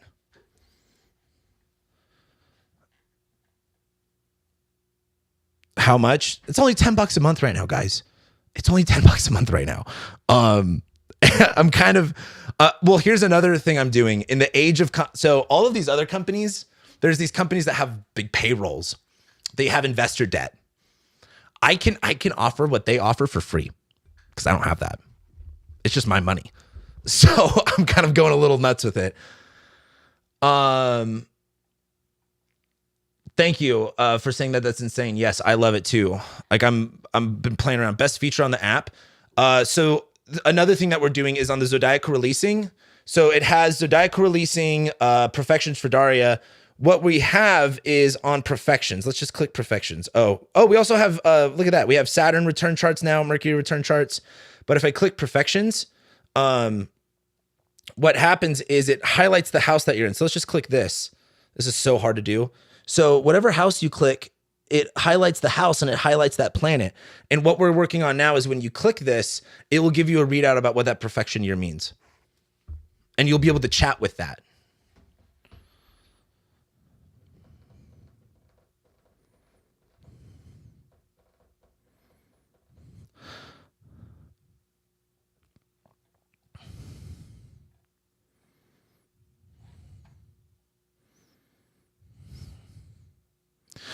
You just addressed so many things I want in the last 10 minutes alone. Yeah.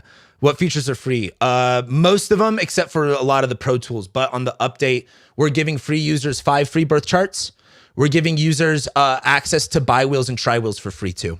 So that's going to be what's available for free. Everything else, the horoscopes will be available for free. We're probably going to have to hardcore limit chat.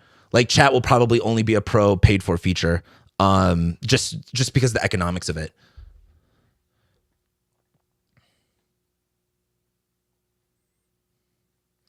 It'll be available for Android probably June or July, something like that. Yeah, self-funded is A+. Thank you. That's not easy, by the way. Anyway, I could talk about StarTech stuff all day. We totally could, but anyway, I want to make sure we got some other stuff going on here first. What else to get? Yes, Astro Babes have Androids. Is there a desktop option? So I technically have a desktop version for me, but we're working on that. That's going to come hopefully, I would like by the end of the year. What happens to user data? What a great question. So right now, we don't do anything with your data. And so this is the big thing you guys have to understand is all of how venture capital works is you guys interacting with these horoscope apps creates really good individual data. And when you see these companies, these astrology apps go for venture capital, that venture capital is looking for that data. So they are first and foremost, they're going to sell it. I do. So the Channing app, from what I understand, does not do venture capital. They don't have any investments. And so they don't sell your data, right? She is someone to trust with that. Like, and good for her for doing that. But a lot of these companies are working on that because your data is everything. And so I don't do anything with your data. In fact, the whole app is on your phone. We don't use Cloudflare or Amazon Web Services yet. We're going to, but that's because a social media feature is coming and that's a whole other story. But right now it lives all on your phone. So there's no data for me to take. When it comes to the AI stuff, like it's like in my thing, but I don't sell it or do anything with it because I got too much going on to do that. But my goal is to not sell. I shouldn't say my goal is to not sell the data. I'm not going to sell the data. However, one of the things that I want to do with your data, and this is me being honest, is if I have the biggest platform where astrology exists online, that's a lot of data.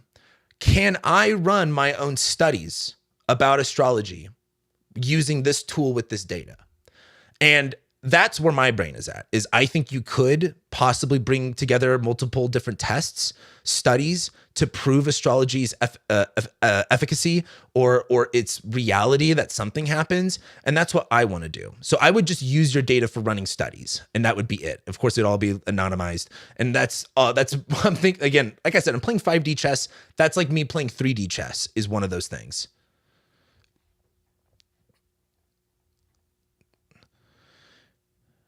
I teach perfections in like all my courses.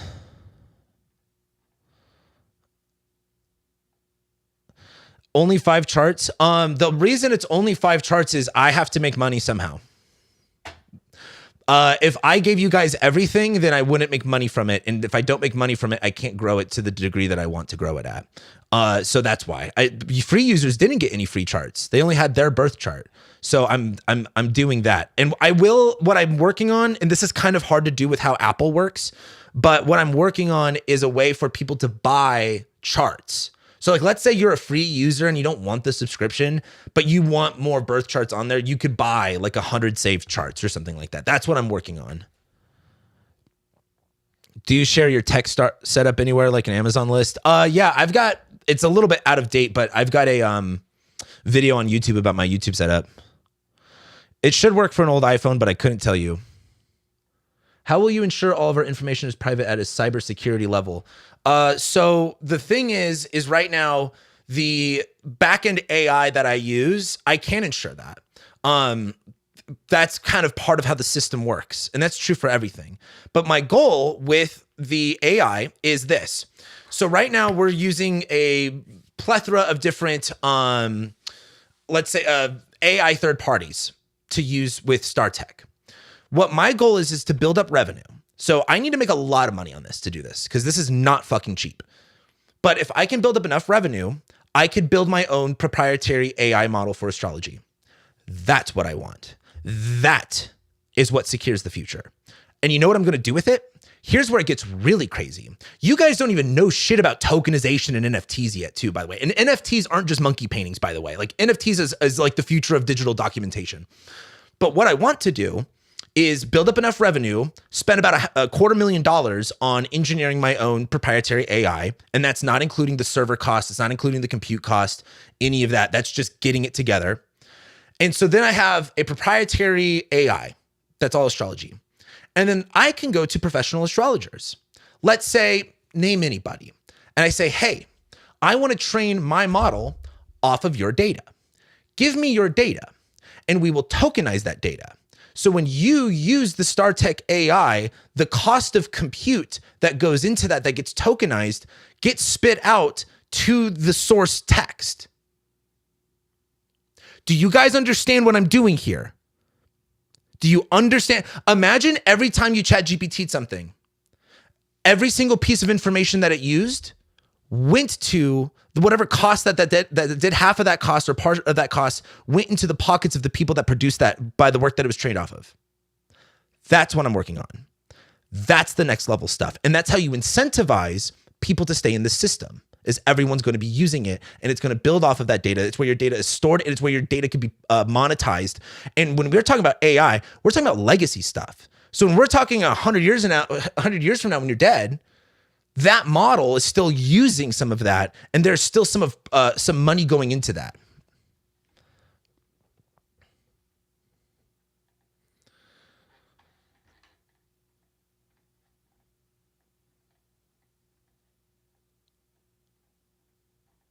So anyway, I don't know if you guys get that level of me playing that shit.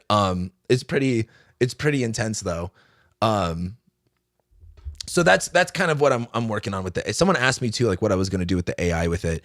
That's the ultimate goal, but we have to make some serious cash to pay for that. None of that shit's cheap. But yeah, you build that, you incentivize people to stay on it, to build into its own system. But enough about StarTech. What else you guys got for me? This is a pretty low turnout live stream. Not too many people today, which is fine. I'm not too worried about it. Just depends. You know, when you go live, you have no idea who's going to join. Like I've had like 1,000 people, 1,200 people, and I've had like 100 people. Yeah, I've had consultations with other practicing astrologers. Some good, some okay. BB Ghosty, so you can export your Astro Gold file to just get your chart files, and I'm working on the ability to import that, which is like super easy. It's not crazy. I just actually have to do it. Am I going to do another hike meetup? Not in the near future, and if I did, it's going to be in New York City. I really want to go to New York. I really want to do. I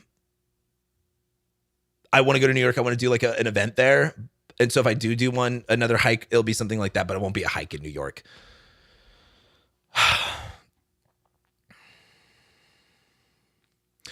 How do you think natal charts and interpretations will change once humans begin being born off of a planet like the moon or Mars? I have 2 book concepts about that already that I've thought about writing. So the thing is, a day on the moon lasts for a month. So that means like every zodiac sign, everyone born on one Earth day on the moon will all have the same rising sign. So it completely changes the conceptualization. We don't really have exact time zones mapped out on Mars yet. So that's the other thing, is actually playing with how time works and how we measure time based off of Mars and the geography part of it. We have that pretty down for the moon. With the Mars stuff too, there's eclipses every single day. What does that mean? Earth becomes a visible planet. What does that mean? Uranus might become a visible planet. What does that mean? What does it mean when the Earth goes retrograde? What does it mean when the concept of Mars is taken out of the natal thing? Like, I have like book ideas on this because this is stuff that like I'm interested in.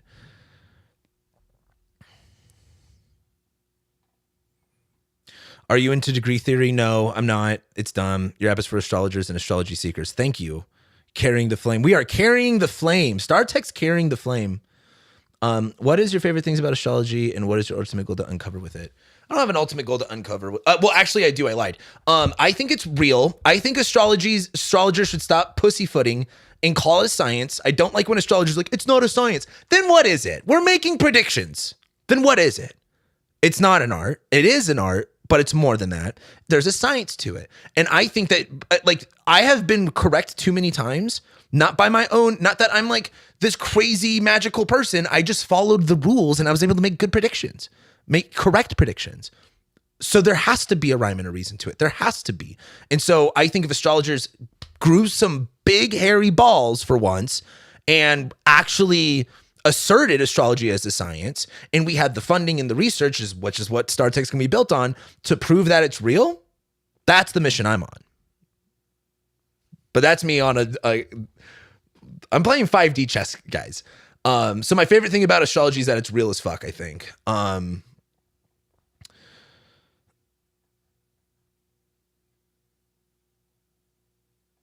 Can you guess or predict, if we really paid attention to astrology and maybe helped by AI, how far we predicted the future events?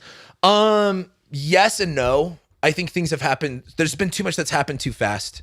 So I think it's going to get harder because we just don't know how much can really change versus like, are we done with the hyper growth in tech? Are we just getting started? That's my issue.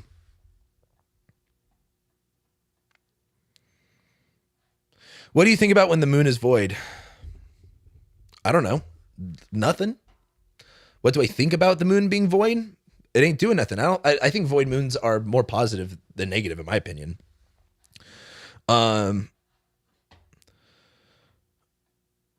Wild that you bring this up, Cam. That's actually one of the core threads in Vampires Suck.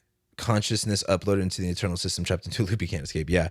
How did you learn astrology? Mostly books and self-taught. I mean, like, I've got a pretty awesome membership that I'm just reopening to learn astrology, so you could check that out. You'll hear more about that in a week or so. Why does astrology need to have a purpose? Life with Liz asks, what do you think the purpose of astrology is? Why does it have to have a purpose?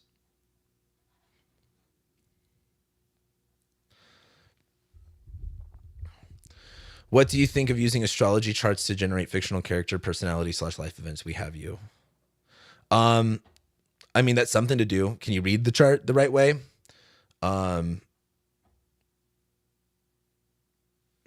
Please explain why degree theory is dumb. So when I hear degree theory, I think about what iJade pretty much like popularized on Twitter 10 years ago. And any sort of that, and that version of degree theory is based off of zodiac signs ruling degrees, which fundamentally that system of zodiac signs ruling degrees is trying to insert itself into a system that would reject that doesn't work in that system. So I think the basis of it existing alone is stupid. The idea of measuring specific degrees for specific things is something that's always been practiced. In fact, Alexander, I don't know if that book is right there, but oh my God, Alexandria. Who's this astrologer of Alexandria? I cannot think of the name right now. This Hellenistic astrologer. He has a whole list of what planets rule what degrees and stuff like that.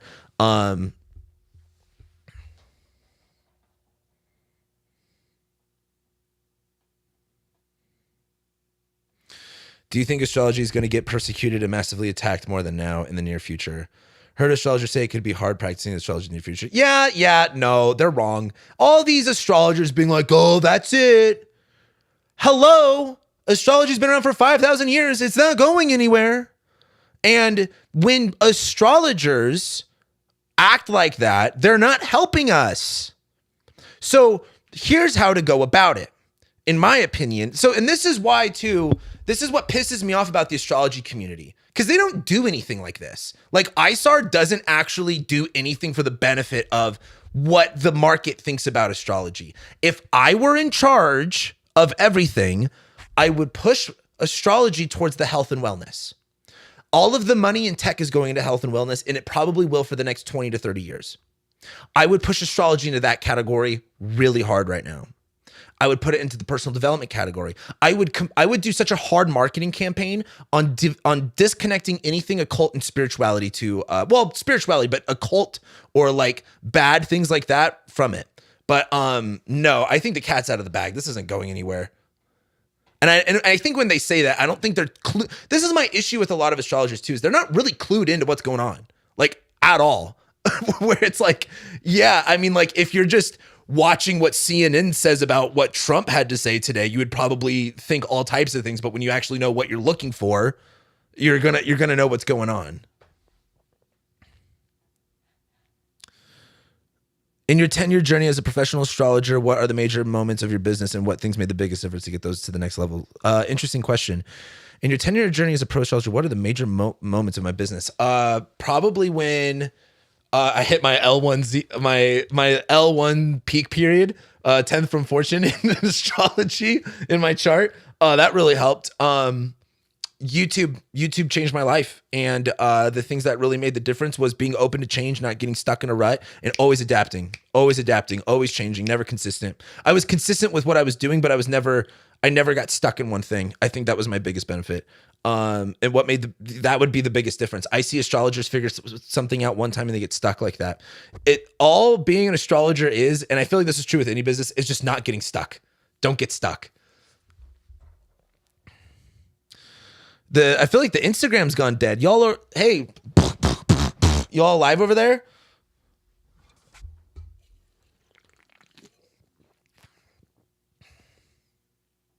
How do you respond when people ask if something is good or bad? I tell them that the good and bad thing is a fake binary. What do you think is the underlying mechanism of astrology's influences on our life? Why does this all actually affect us? I kind of subscribe to Ptolemy's worldview. I think Ptolemy was really right about a lot of stuff. I do think that they emit, like, number one, we're just starting to actually measure gravity. We barely know what gravity is. I think there's a lot of stuff that we don't know and understand when they want you to think that we know it all, and we don't really at all.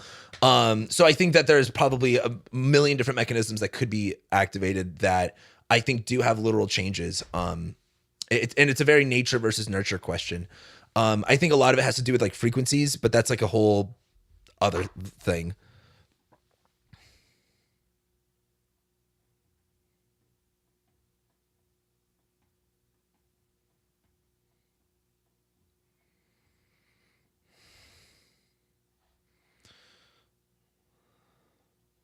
Getting stuck, is that why you moved on from the weekly reports? Kind of, to be honest. Why I don't feel shit about this planetary alignment. Maybe it's in your 12th house. Also, too, I mean, like, one thing I think when people, so for example, a thing that you'll see a lot of people say is, I don't resonate with this placement or this planet. And I think that is a lack of awareness. So I think when people are like, this isn't affecting me, I think you're probably not asking the right questions, or you just can't have that perspective of yourself. And that's not a bad thing. It's just like, for example, you might think you're fine, but you might have a close friend you say like, hey, you've been like angry lately, or you've been a lot more sad or weird lately. What's up? And it might take that event for you to really bring that the awareness to your actions or your behaviors or emotions. So I think that there's a lot that comes down to it with that. But also too, let's get to the Mars-Saturn conjunction where you're gonna be like, oh, maybe that's loud. But also you got to look at where it's at in your chart. How do people get stuck as an astrologer? They find one thing that works and they continue with that until they realize it's a trap.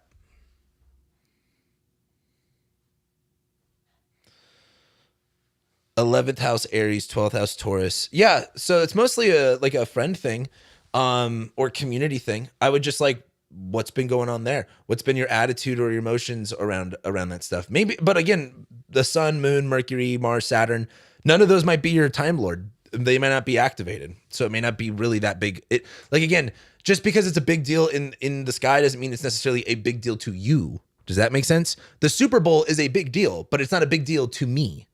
Does that make sense? Am I still affected by the Super Bowl? Yes, because every product in the world is labeled Super Bowl whatever. And then I go online and everyone's like, the Super Bowl, the Super Bowl. I don't care. That's the way you got to look at it.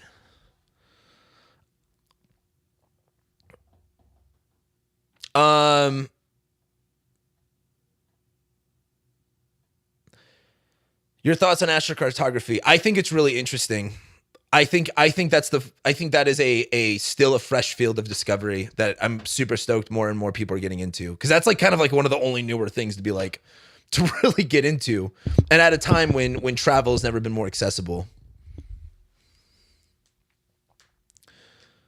Have you ever thought about the magnetic poles flipping? Yes, I've gotten really into what's his face's content. You know who I'm talking about. Suspicious Observers content on YouTube. Yeah, I mean, like, I believe that, but the poles flipping stuff is kind of like that's my line in the sand where I go like, okay, I don't need to know much more after this. I can't live a life thinking civilization is going to end and the world's going to flood. That's not a way I want to enjoy my life. That's my whole thing.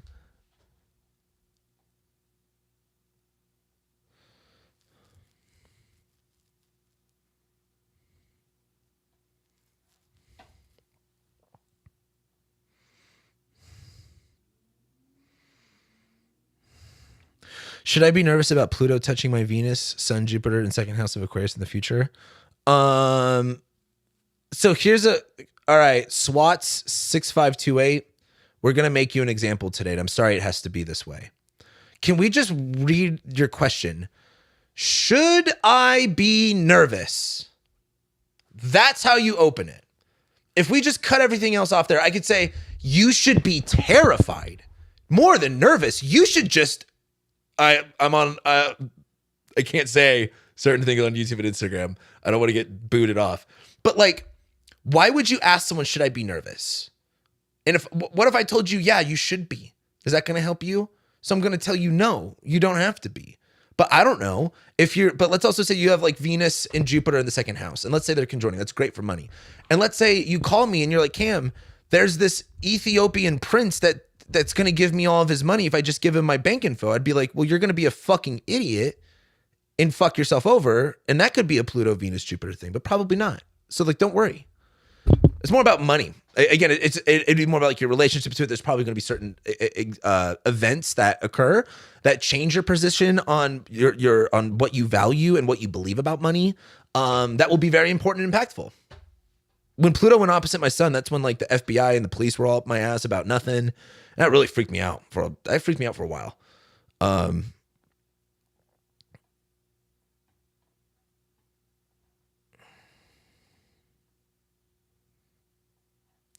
I like when Gordon responds a swift, sudden death to personal astro questions in chat. Yeah.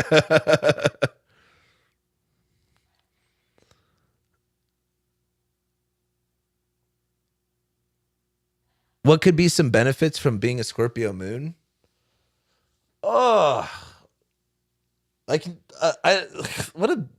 don't know. I'm not want me to think of benefit. That's like being like, hey, this is no offense, but that's like being like, hey, what are some benefits of being like a homeless fat loser? Well, I don't know. I mean, like Moon and Scorpio people are like very depth and very sensitive, and they know how to get there. Again, the benefit though is in the use case. So like the people who have a moon in Scorpio that know how to deploy it in the most beneficial way for them is what's going to work. And you will only be able to do that if you understand what tools and resources you have and what problems that you can solve or what you could be really good at. So I think that's very dependent on that person, if that makes sense.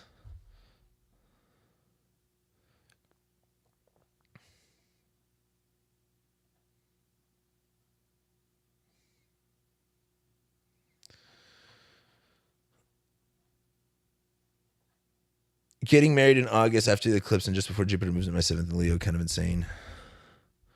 None, no benefits, LOL.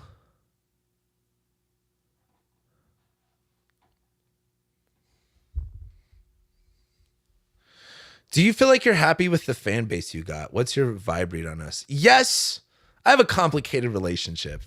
I have a very complicated relationship. I like my fans. I really do. The problem is, like, in my position, like, I get a lot of support, but I also get like a lot of loud, like, haters that, again, like, I'm just a human being at the end of the day. Like, I know how to operate and do this better, like, just as good as you can. Like, I it's just me, right?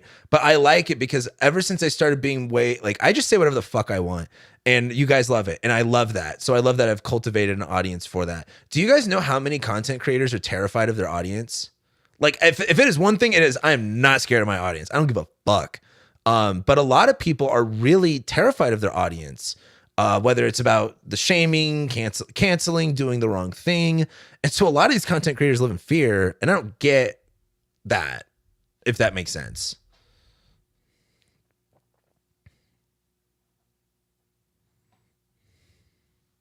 This fan base needs some tougher cookies. They just jelly. As a Gemini stellium, energy has been spreading thin. Any advice? Dude, focus. We got a bunch of Gemini stuff. I don't know. I mean, maybe you need to be around, because of all the Aries stuff, you need to be more around more people. What transits am I looking forward to? I'm looking for the 5 minutes of Jupiter in Leo without the South Node in Leo. I'm looking forward to Jupiter in Leo, and I'm looking forward to Jupiter in Leo. Those are my 3 transits I'm looking forward to.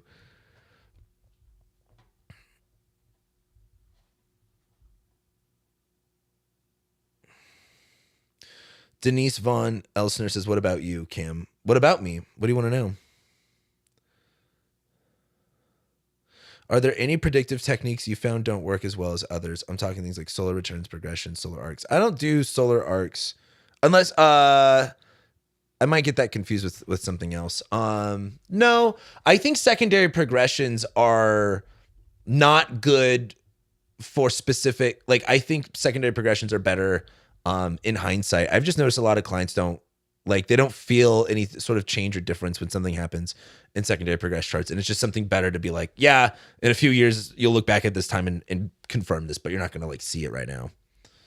Love Uranus going into Gemini, get it out of Taurus, even though, I mean, like, shit's going to just be crazy and fun for a while. I'm looking at it.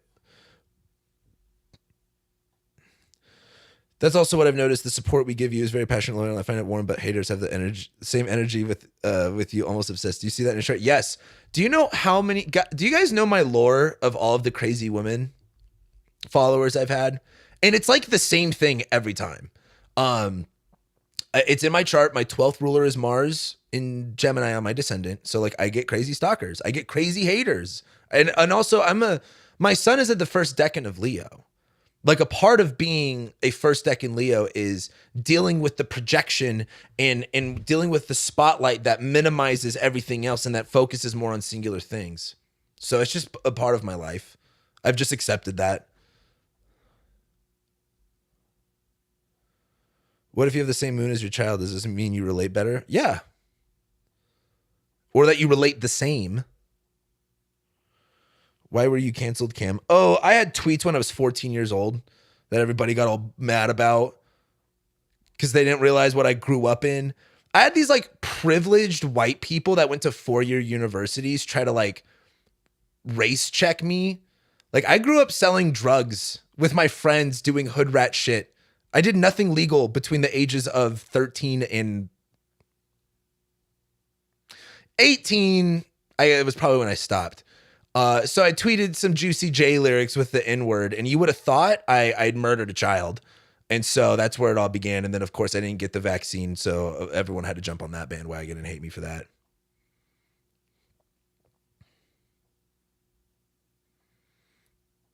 Hot take, I'm excited about Saturn Aries. I like the growth opportunity boost in Chutzpah. What the fuck is a Chutzpah? Do you consider electional astrology in positive aspects? No. I try not to do electional astrology. I think it's a really big waste of time.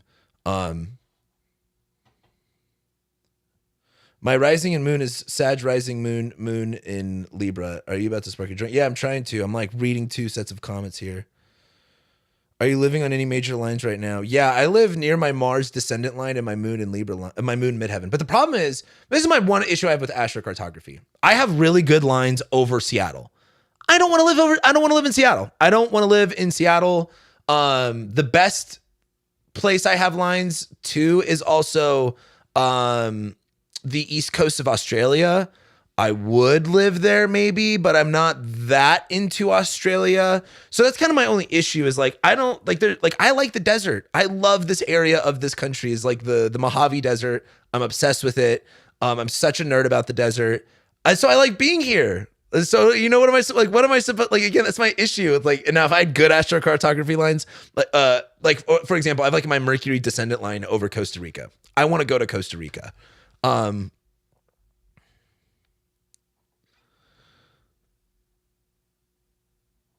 Do you still do horary? I never really did it. I just took the STA course on it, which was so good. I was blown away by the professionalism of the STA. No, I don't. I've done it, and I'll do it every now and then. Like when I'm in a client, I'll pull up a horary secretly. I'll secretly look at it without them knowing. Why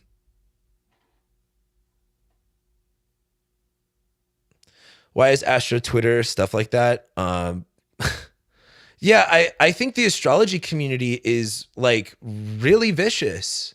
So one of the things, so if you guys want to know something else I'm doing with StarTech is it's going to be a social media app, but you're going to be able to have a wallet, meaning you'll be able to have like your birth chart on like a wallet, an Apple ID card or an Apple wallet card. And my goal is to make enough money with it to fund people who want to do in-person meetups at their local city center.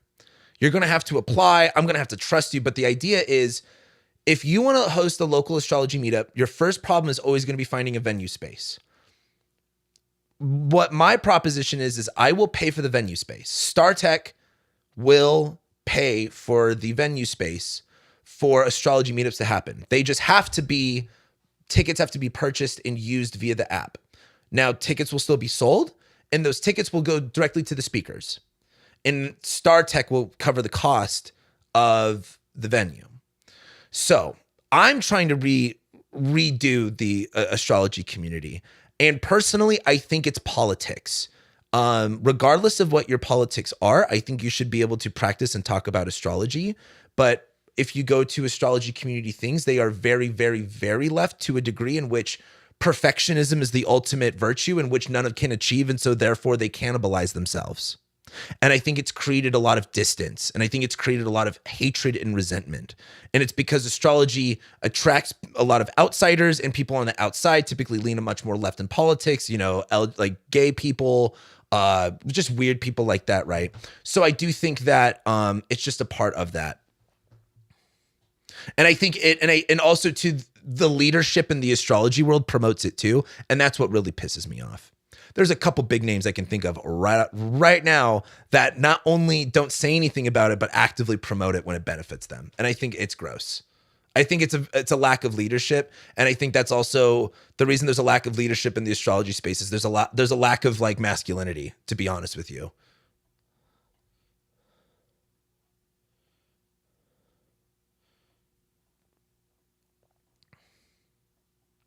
Why do I think electional astrology is a waste of time? Unless you're getting married or starting a business, better off just going whenever you feel like it. To be honest with you, because like you're just always going to figure out what's wrong. Like, don't get me wrong, I'm not like electing full charts. I look at what the moon's doing. You know, I try to get the moon, you know, waxing, applying to benefics, you know, that kind of stuff. I try, but I don't really try.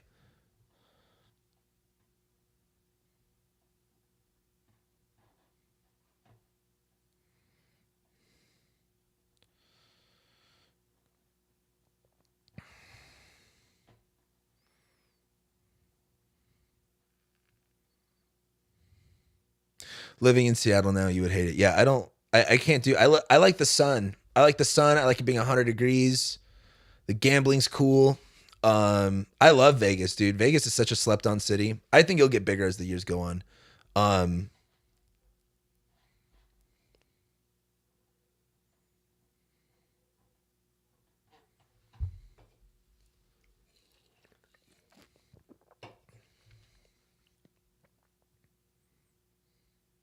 What? Oh, have we already been going for 2 hours? We have been going for 2 hours. Are you still thinking an end to on the Mars-Saturn conjunction? The end of what? What are your insights on Lilith, Vertex, a lot of fortune, and Chiron? Lilith, don't know how I feel. Vertex, I kind of hate it and talk shit, but I don't know how I feel. A lot of fortune based. Chiron is interesting, and I kind of wonder why we separate Chiron from the other asteroids. I know it was like the first asteroid, but why didn't we ever like group them together? I don't know.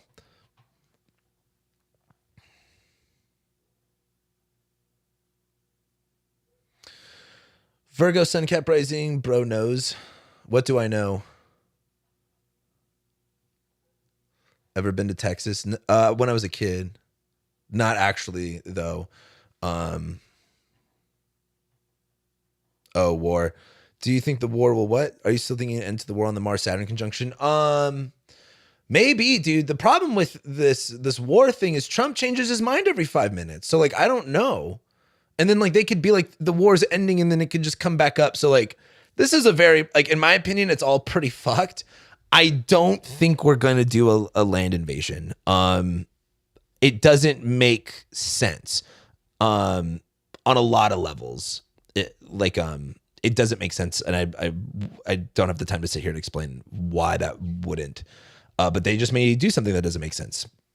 I'm still thinking it'll be an end, but who's to say for sure? The war might reignite after the 4th of July this year.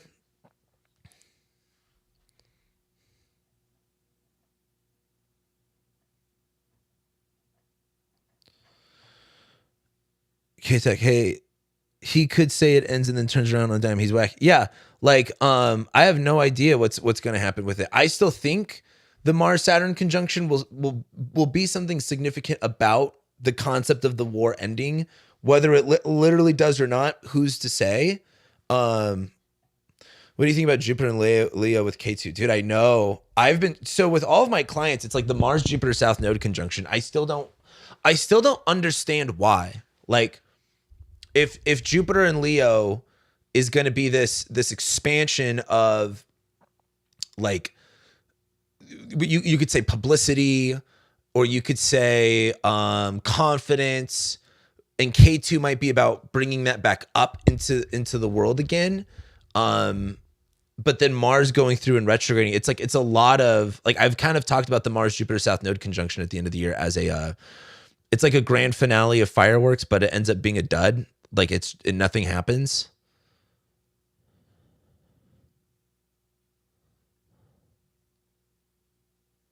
Do you think there's any line we should avoid on our astrocartography? I don't know. It depends on your chart. Like, I mean, you shouldn't freak out about going anywhere. A lot of astrologers talking about July, August. What do you think will happen during that time? So, call me Crosby. I have a video about this from like 4 years ago. I've been talking about this forever. It's been, not to flex, but it's been really funny seeing astrologers talk about shit I've been talking about for like 3 or 4 years.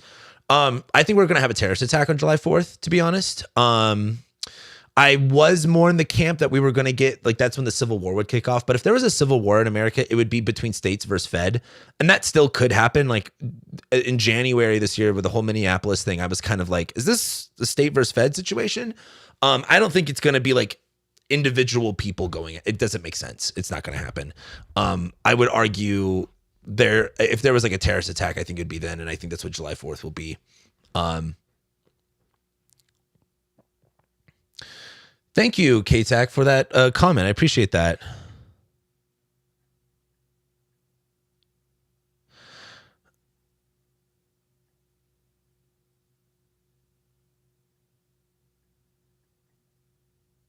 Come to Tasmania. You're not the only person I know there. Inside job. Everything's an inside job. Like, everything's an inside job. I mean, come on. If there was like some major terrorist attack, are people really going to be that blow? What? How'd they get here? What? People want to attack us? It's not like 9/11 where it was kind of a little bit more out of left field.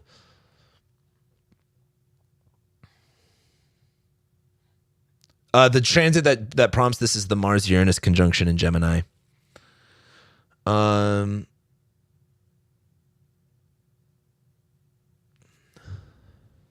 Jupiter, Pluto. So the Pluto so this is the other thing about the Mars-Uranus conjunction is I'm looking more so at the North Node conjoining Pluto. So if Pluto and Aquarius, like Pluto is like terror and power, and Aquarius is like communities, online, digital stuff. I think the North Node shifting into Aquarius is going to be like a lot of, like, for example, when people are like, AI is really bad, we need to ban it. It's like, I don't think you understand what's about to happen. Like, the whole fucking world is going to be ran on it in like 5 years. In like 5 years, my prediction is 2036 is probably when we upend the Constitution and replace it with AI digital smart contracts. That's my prediction. If you look at, so there's actually an astrologer, I've been seeing this, and good for them. They were talking about how the US has multiple different birth charts rather than just the Sibley chart. Look at the Constitution chart. Look at the Constitution chart, and then look at the Saturn-Pluto opposition in July of 2036. You're kind of like, okay, that's not looking my favorite. What books do you recommend for getting into astrology for a total beginner? Ptolemy's Tetrabiblos, Rhetorius, Rhetorius, Rhetorius of Egypt, and Paul of Alexandria. Those 3 books. That's what I recommend. So does astrology predict terrorist attacks? Astrology just predicts. That's its mechanism. Or that's what it does. I've been saying this. You've been talking about 25, 26 events for years, but now every astrologer wants to recognize. Yeah, that's what I'm saying. That's what I'm saying is, like, I've been talking about this for a long time. And this is why I said earlier in this live stream, I'm thinking about making a document for a guide for people. Because I keep seeing astrologers being like, I'm leaving America because it's about to get really bad and I'm going to go to Europe. As if Europe isn't going to get fucking nuked. As if Europe is going to exist. As if, for example, by the way, I've been saying, like, I can't stand when Americans want to go to Europe because I'm like, you do realize Europe's done. Not that, like, it won't exist after, but for example, the only reason Europe has free healthcare and like free education is because America defends it. The second Trump pulls out of NATO, which he's totally you're gonna see that free healthcare disappear. Because then all of a sudden they're gonna get real fucking serious about defense, and that shit costs money. When US is no longer doing deep sea defense, where it's not letting free trade go through, yeah, you're gonna start seeing these militaries pop up. But yeah, people are putting way too much fear-mongering into America. Like, I genuinely think we'll be fine here. I don't remember. I just see them all the time. Like, I try to like skip. Like, if I find a good astrologer on Instagram, like, I try to follow them. But I try not to also because then my feed just becomes astrology and I don't watch that much astrology content anymore. But I'll just get it and just see these people just making this, like, you can just tell they're doing it for the engagement, and it's just really dishonest to me. Like, I would say, again, I can't hate the player, I have to hate the game, so I get it. But I would encourage them to do better. Like, it's just really cheap.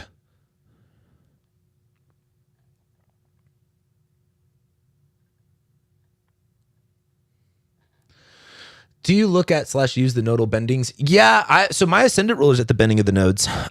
If so, what have you seen from them generally?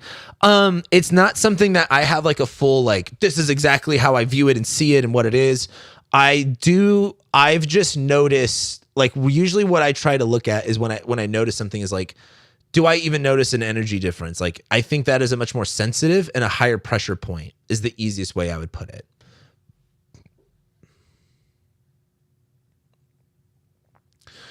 Have you ever done a deep dive on natural disasters? Yeah. Everyone said the big one will happen on the West Coast for ages now. Yeah, exactly. This is why I don't really do it that much. Because it's like, you know, I don't know. It doesn't seem that fruitful. Any thoughts on 2028's astrology? 2028's astrology is a, that's just going to be a very loud year. 2026 is crazy. 2027 is kind of boring. And 2028 gets the crazy stuff going up again. I hope you guys enjoyed 2027. It's relatively boring compared to this year, last year, and 2028. My friends in Europe are not happy. No one is happy in Europe. The pyramid will be a safe zone. Kayla, I smoked a joint with you, Cam, at Punch Bowl. What? Who are you?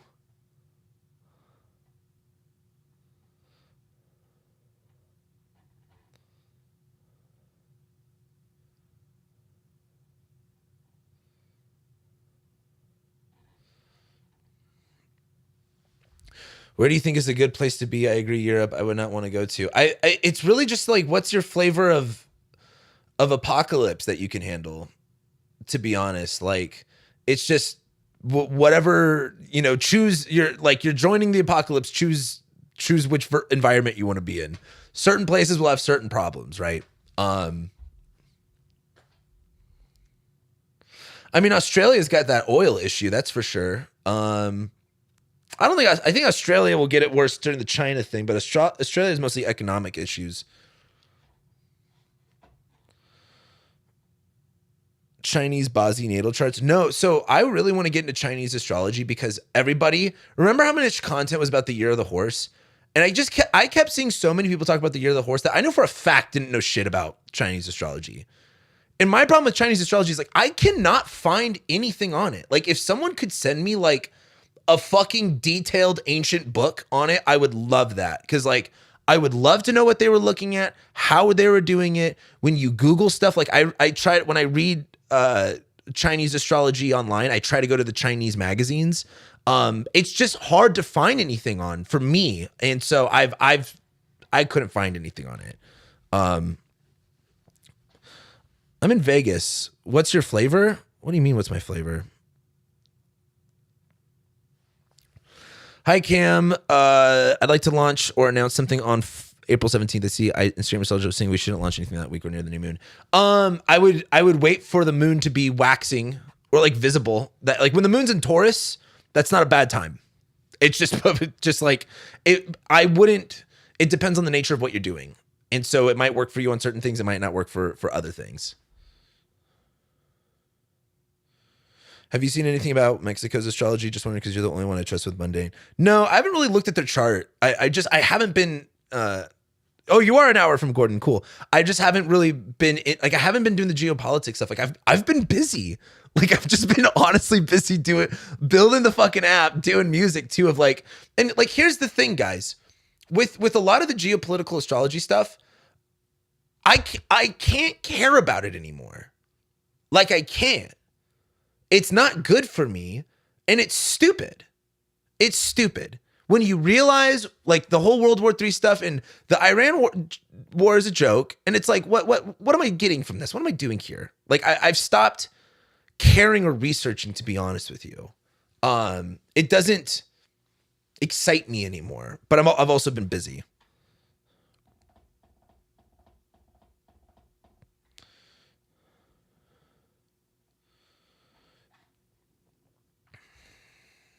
Yeah, exactly. Like, I think, I don't remember if I shared this. My barber one time, I was getting a haircut with this new barber I really like. And we were talking about something last year and what was going to happen. And I was, telling him about like geopolitics. And he just goes, hey, man, I don't mean any offense when I ask you this. Like, I'm just genuinely curious. But he goes, why do you care about that? And it was just like, I had like nothing to say. Like, I mean, it's just stuff I find interesting. But I was like, why do I? He seems so much happier not giving a fuck about any of that shit. So like, why give a fuck about it? And this is why I was saying, like, you only get one life. How much time do you spend on it worrying about things outside of your control, things you literally cannot fix or change? And that's my issue with the pole flipping thing. Like, what people are like, the poles are going to flip and the whole earth is going to flood. Out of my control. Out of my control. What am I supposed to do? Live in that fear that that's going to happen and then completely alter the course of my life because of that? It's the same thing with the war stuff. Like, where you're at is where you're at. Like, you're just going to have to accept there's not much you could do. So what are you worried about? Enjoy what's happening in front of you. Enjoy today in the moment. I Ching is pretty interesting.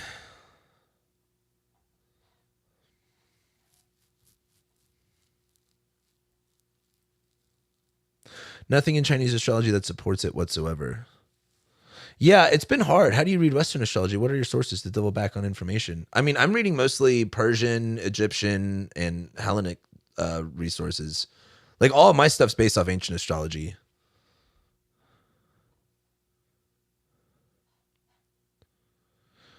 Pinky, Pinky, Pinky. That's a very funny Instagram name. I'm mostly talking about the US.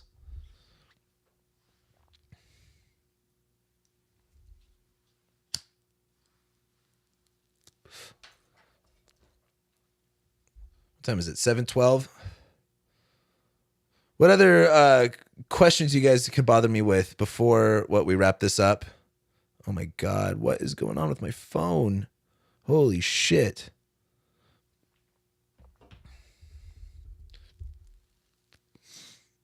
Yeah, I got into numerology a while ago. You guys want to see the app I've used? This is the most loyal thing I've ever done is I use this app. Look up this app on iOS. I think it's actually on Android. Oh, wait, hold on. This app.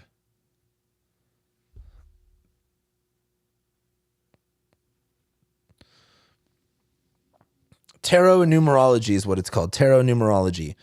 I've used it, I think, for like 12 or 13 years now. And it's like a daily numerology. And you could do tarot. And I do an annual tarot pools. I used to do a daily pool. I love this app. They've updated a few times. I've made me mad, but I love this app. I think this is like one of my favorite apps. Yeah, this is getting bland, I know. You guys are like, entertain me, Cameron. This is boring. Entertain me.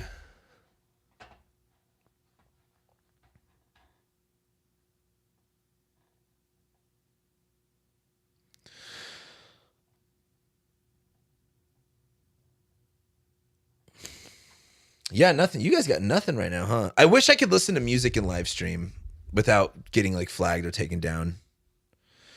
Any advice on how to start a local astrology community with meetups? Tips for outreach? Post online.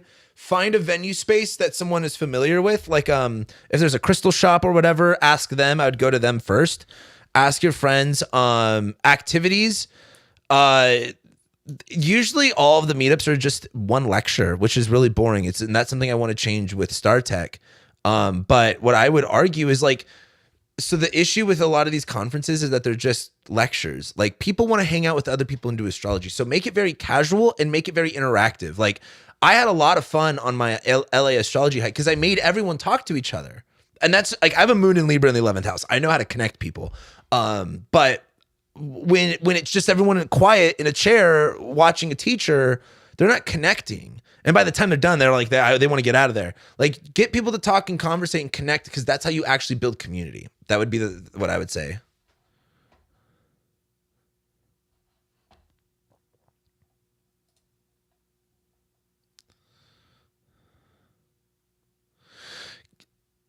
This will sound really strange and I probably shouldn't say this, but Can't Wait Talk got me through the period of my suicide attempt. You were listening to me before you killed yourself, before you tried. You were like, that's it. If it's your original compositions, you could hear it live. What happened when your Saturn return went exact? It's this week. Best Astro months of 2027. Not until like the fall of 2027. I just don't like Mars.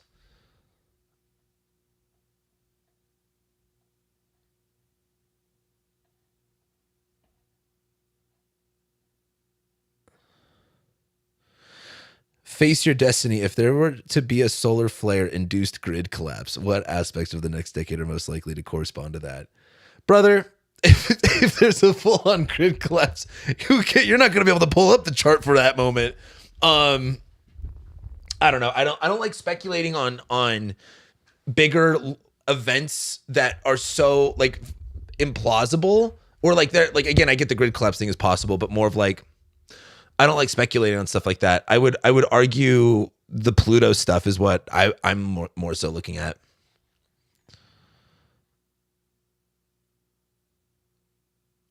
Last time something was so astro good in your life, in real life. I have astrology goods all the time. Like all of the time. Like this Mercury retrograde in my 4th house. Oh my God, the fucking drama with me and my mom. So dumb. It's so dumb. Let's see. StarTech was really interesting. I get astrology goods all the time. They're always there to pick up on. You just got to see them. Live building community.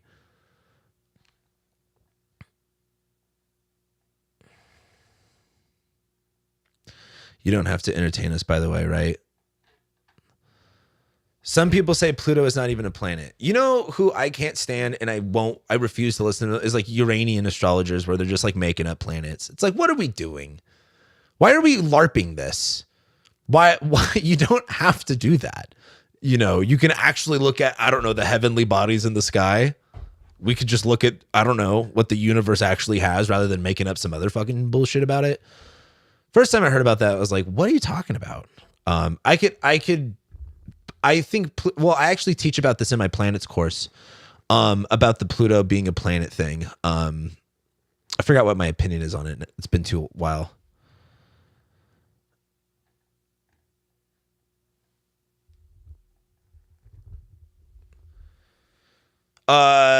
Is there a most narcissistic sun sign? No, because I think most people can't actually see what narcissism is for the most part.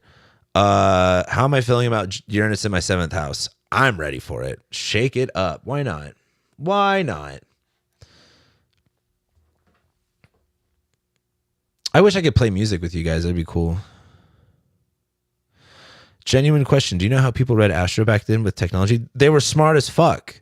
They were handwriting the charts with like ephemeris like tables that were handed down generation by generation, and then like cross-referencing like their planetary tables and their ephemerism and calculating the planets themselves. Like these motherfuckers were hardcore. Like that's why again I think every astrologer needs to learn ancient astrology, because like you got to know where this shit comes from. This shit was not just like, you know, made up. It really wasn't made up. There was a lot of arguments. There was a lot of specificity. The smartest minds in the world were pioneering astrology. The smartest people. The only reason NASA exists today is because of astrologers. But if we didn't think that the planets moving or the moon moving meant something, we wouldn't have measured it before we ever saw its effects. Same thing with the planets. And it's the astrologers that kept all those tables before, you know, and again, to be an astrologer, you had to be an astronomer. And then at some point along the way, those two things kind of started diverting. How has switching from more YouTube to more IG? I love it. Instagram is so much more fun. What are your tips on having a great meetup with other people interested in astrology? Be someone that's actually interesting. The amount of weirdos are like, don't be weird. Be normal. Most people are pretty normal though. Do you think that familial astrology is important to look at, and do you think you can help navigate? Yes, I do think it can help navigate family conflicts. Do you think that familiar? And I wouldn't call it important. That's not a word I think would work well. I would argue that it's really helpful. But I would also argue that navigating familial conflicts in particular helps. Like certain people are the way that they are. Like, you know, my mom, for example, something I learned is so with my stepdad, my mom, my stepbrother, and my sister, they all have Mercury retrograde and I don't. And like when that finally clicked, it was like, oh, I see how that all works out. Digley, what the hell does that mean? Have you studied astrological ages? Yeah, I have. I have a whole lecture about that in my zodiac course. I think the ages are real. And I do not think astrologers want to admit that, and I don't know why. I think the astrological ages are real, but we're not in the age of Aquarius. But also, too, how do we define the age of Aquarius? That's really the issue we have. No, we're not in a dome. Enough of this flat Earth shit. I swear to God, like it's not how any of that works. Am I watching the Subtronics live stream? No, I'm not a big Subtronics guy. Not that I don't like him. I'm just not that into him.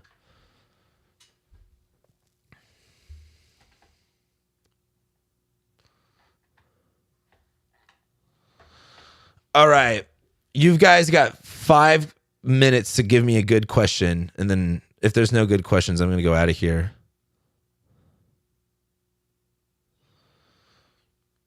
What's crazier, 20, 26, 28, or 2030? I think 20 was probably the craziest. I think 2026 and 2036 is what I would say. But probably 2020 and 2026 are par on the course for each other. But if I just think the world locking down is way crazier. So I would argue probably 2020.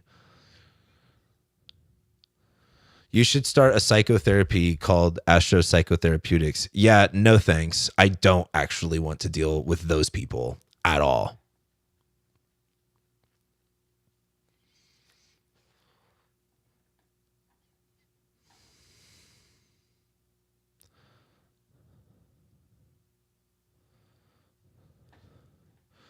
You want to explain the ages more?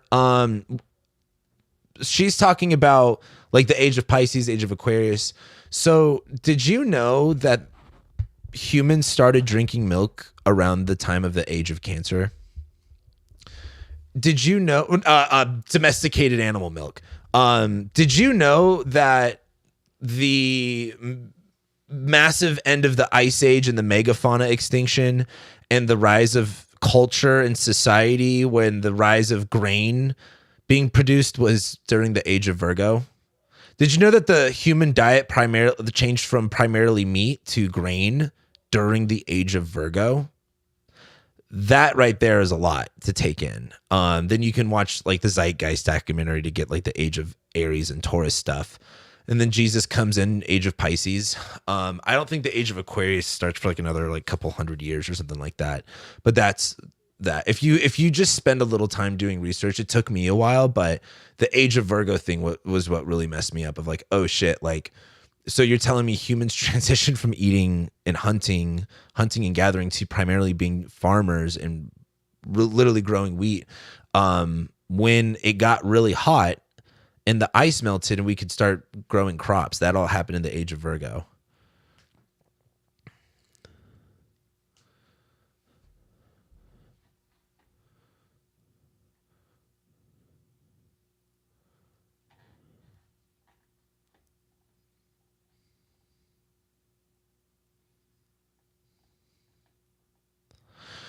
Hey, we're not in the age of Aquarius though. I could tell you that right now. Are you planning on more peripatetics, maybe in different cities? Someone already asked that. I want to do one in New York. I just want a reason to go to New York, to be honest with you. I need a reason to leave. I want to go to New York. I need a reason to do something. So that's what it would be. When was those Gothic Renaissance buildings constructed in that time? That was the age of either water or fire. I can't remember. Scorpio boom boom. I did that research myself, and it's because no one really talks about it. That's why you can't find a lot on it, and the things that people do write on it. I have it in my course, on my Zodiac course, on my website if you become a member. What is your take on Ophiuchus? Not a Zodiac sign. I don't use Sabian symbols. I hate Sabian symbols. Kosminski symbols are a lot better. Sabian symbols were literally like just some dude and some girl hooked up at a hotel in La Jolla and like invented these symbols. Like that's what that was. And I think it was like, I think in the 40s, versus Sabian symbols are based Giga Chad Isidore Kosminski. He was like this old school shaman. He had his own library in Australia. He's kind of like a big known spiritual guy. He has symbols for each degree of the zodiac called Kosminski symbols. That's actually what I have tattooed on my arm. These are all this is the Kosminski symbols for my sun, moon, rising. They're great tattoo ideas, and I think Kosminski symbols go so much harder than Sabian symbols. It's not that what makes you think we're not. It's not I'm genuinely curious. It feels so real. If you think this is the age of Aquarius, you haven't seen anything. I don't think people understand. Like, okay, if you think we're in the age of Aquarius, and we know that when we went into the age of Virgo, the ice age ended, the megafauna went extinct, and we literally went from being a hunting gathering creature society to growing grains. Have you seen that big of a shift? Jesus was kind of a big fucking deal. I don't think we're there yet. It's the same thing too. Like when people think this is the end times in like a biblical sense, I think they really underestimate how creative how bad it could get. When I say bad, I mean how crazier things could get. So, for example, I've been doing I'm really into computers right now in terms of like their history and understanding them. Because I'm like, if you guys ever want a really awesome YouTube channel to go to sleep to, follow Asianography. Asianography? Is it Asianometry? He's great. I think I've watched almost all of his videos, and the first time the word computer was used was during a Saturn-Neptune conjunction in Scorpio. And when you get a lot more into computer science and all this other stuff, like what's funny about Aquarius is it being the internet and technology, but it uses water in the zodiac sign, and these computers need water. AI needs water in order to function as a vehicle to keep it cooler rather than like as the actual function itself, which is funny because Aquarius is not an actual water sign, but it uses water in it. So that's like a really good example where water can get connected. But when you, for example, like when people have theorized that like certain alien spaceships are like a piece of meat, like that the alien connects its bodily tissue into. And so as you kind of understand what they're doing with AI, which is they're trying to replicate souls, I think that they will be able to get to a point where robots or something like that, like I think about the age of water that we have coming up in 200 years, like what does computer and tech look like in 200 years from now? Are we literally going to be dealing with flesh and blood as a technology, as a robot? So that's where my brain goes. And it's like, I just don't think we're the age of Aquarius yet. Like that, just to me, I think Jesus is too big of a deal right now for us to not be in the age of Aquarius, to be not in the age of Pisces. Like Jesus is still pretty controversial.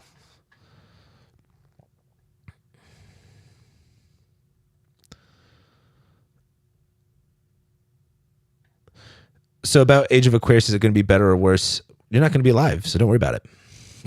That's the way I look at it. View on Chaos Magic Rune Suit. Me and Gordon are besties. He was just here. Let's see. Asianography. It's Asianometry. Do you think great resets can really happen wherever there's like a 50-50 type, the end of an age of Pisces or something? I don't know what you mean. It's a good point, Pinky. I have a lot of lines in Australia. My I have really good astrocartography lines. I do have a YouTube channel. Cam White Astro. What's that alternative to Sabian? Kosminski. Kozminsky.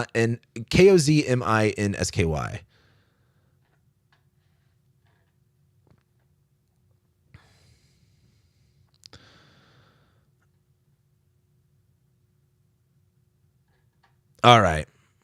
I think I'm done here. I think I'm done. I've made my piece for the day. So anyway, I hope you guys enjoyed that 2.5 hour StarTech sales guide. All of you should go download StarTech right now if you're on iOS, and if you're on Android, oh my God, it's going to be available in a couple months. Can you hang on for dear life for me on that?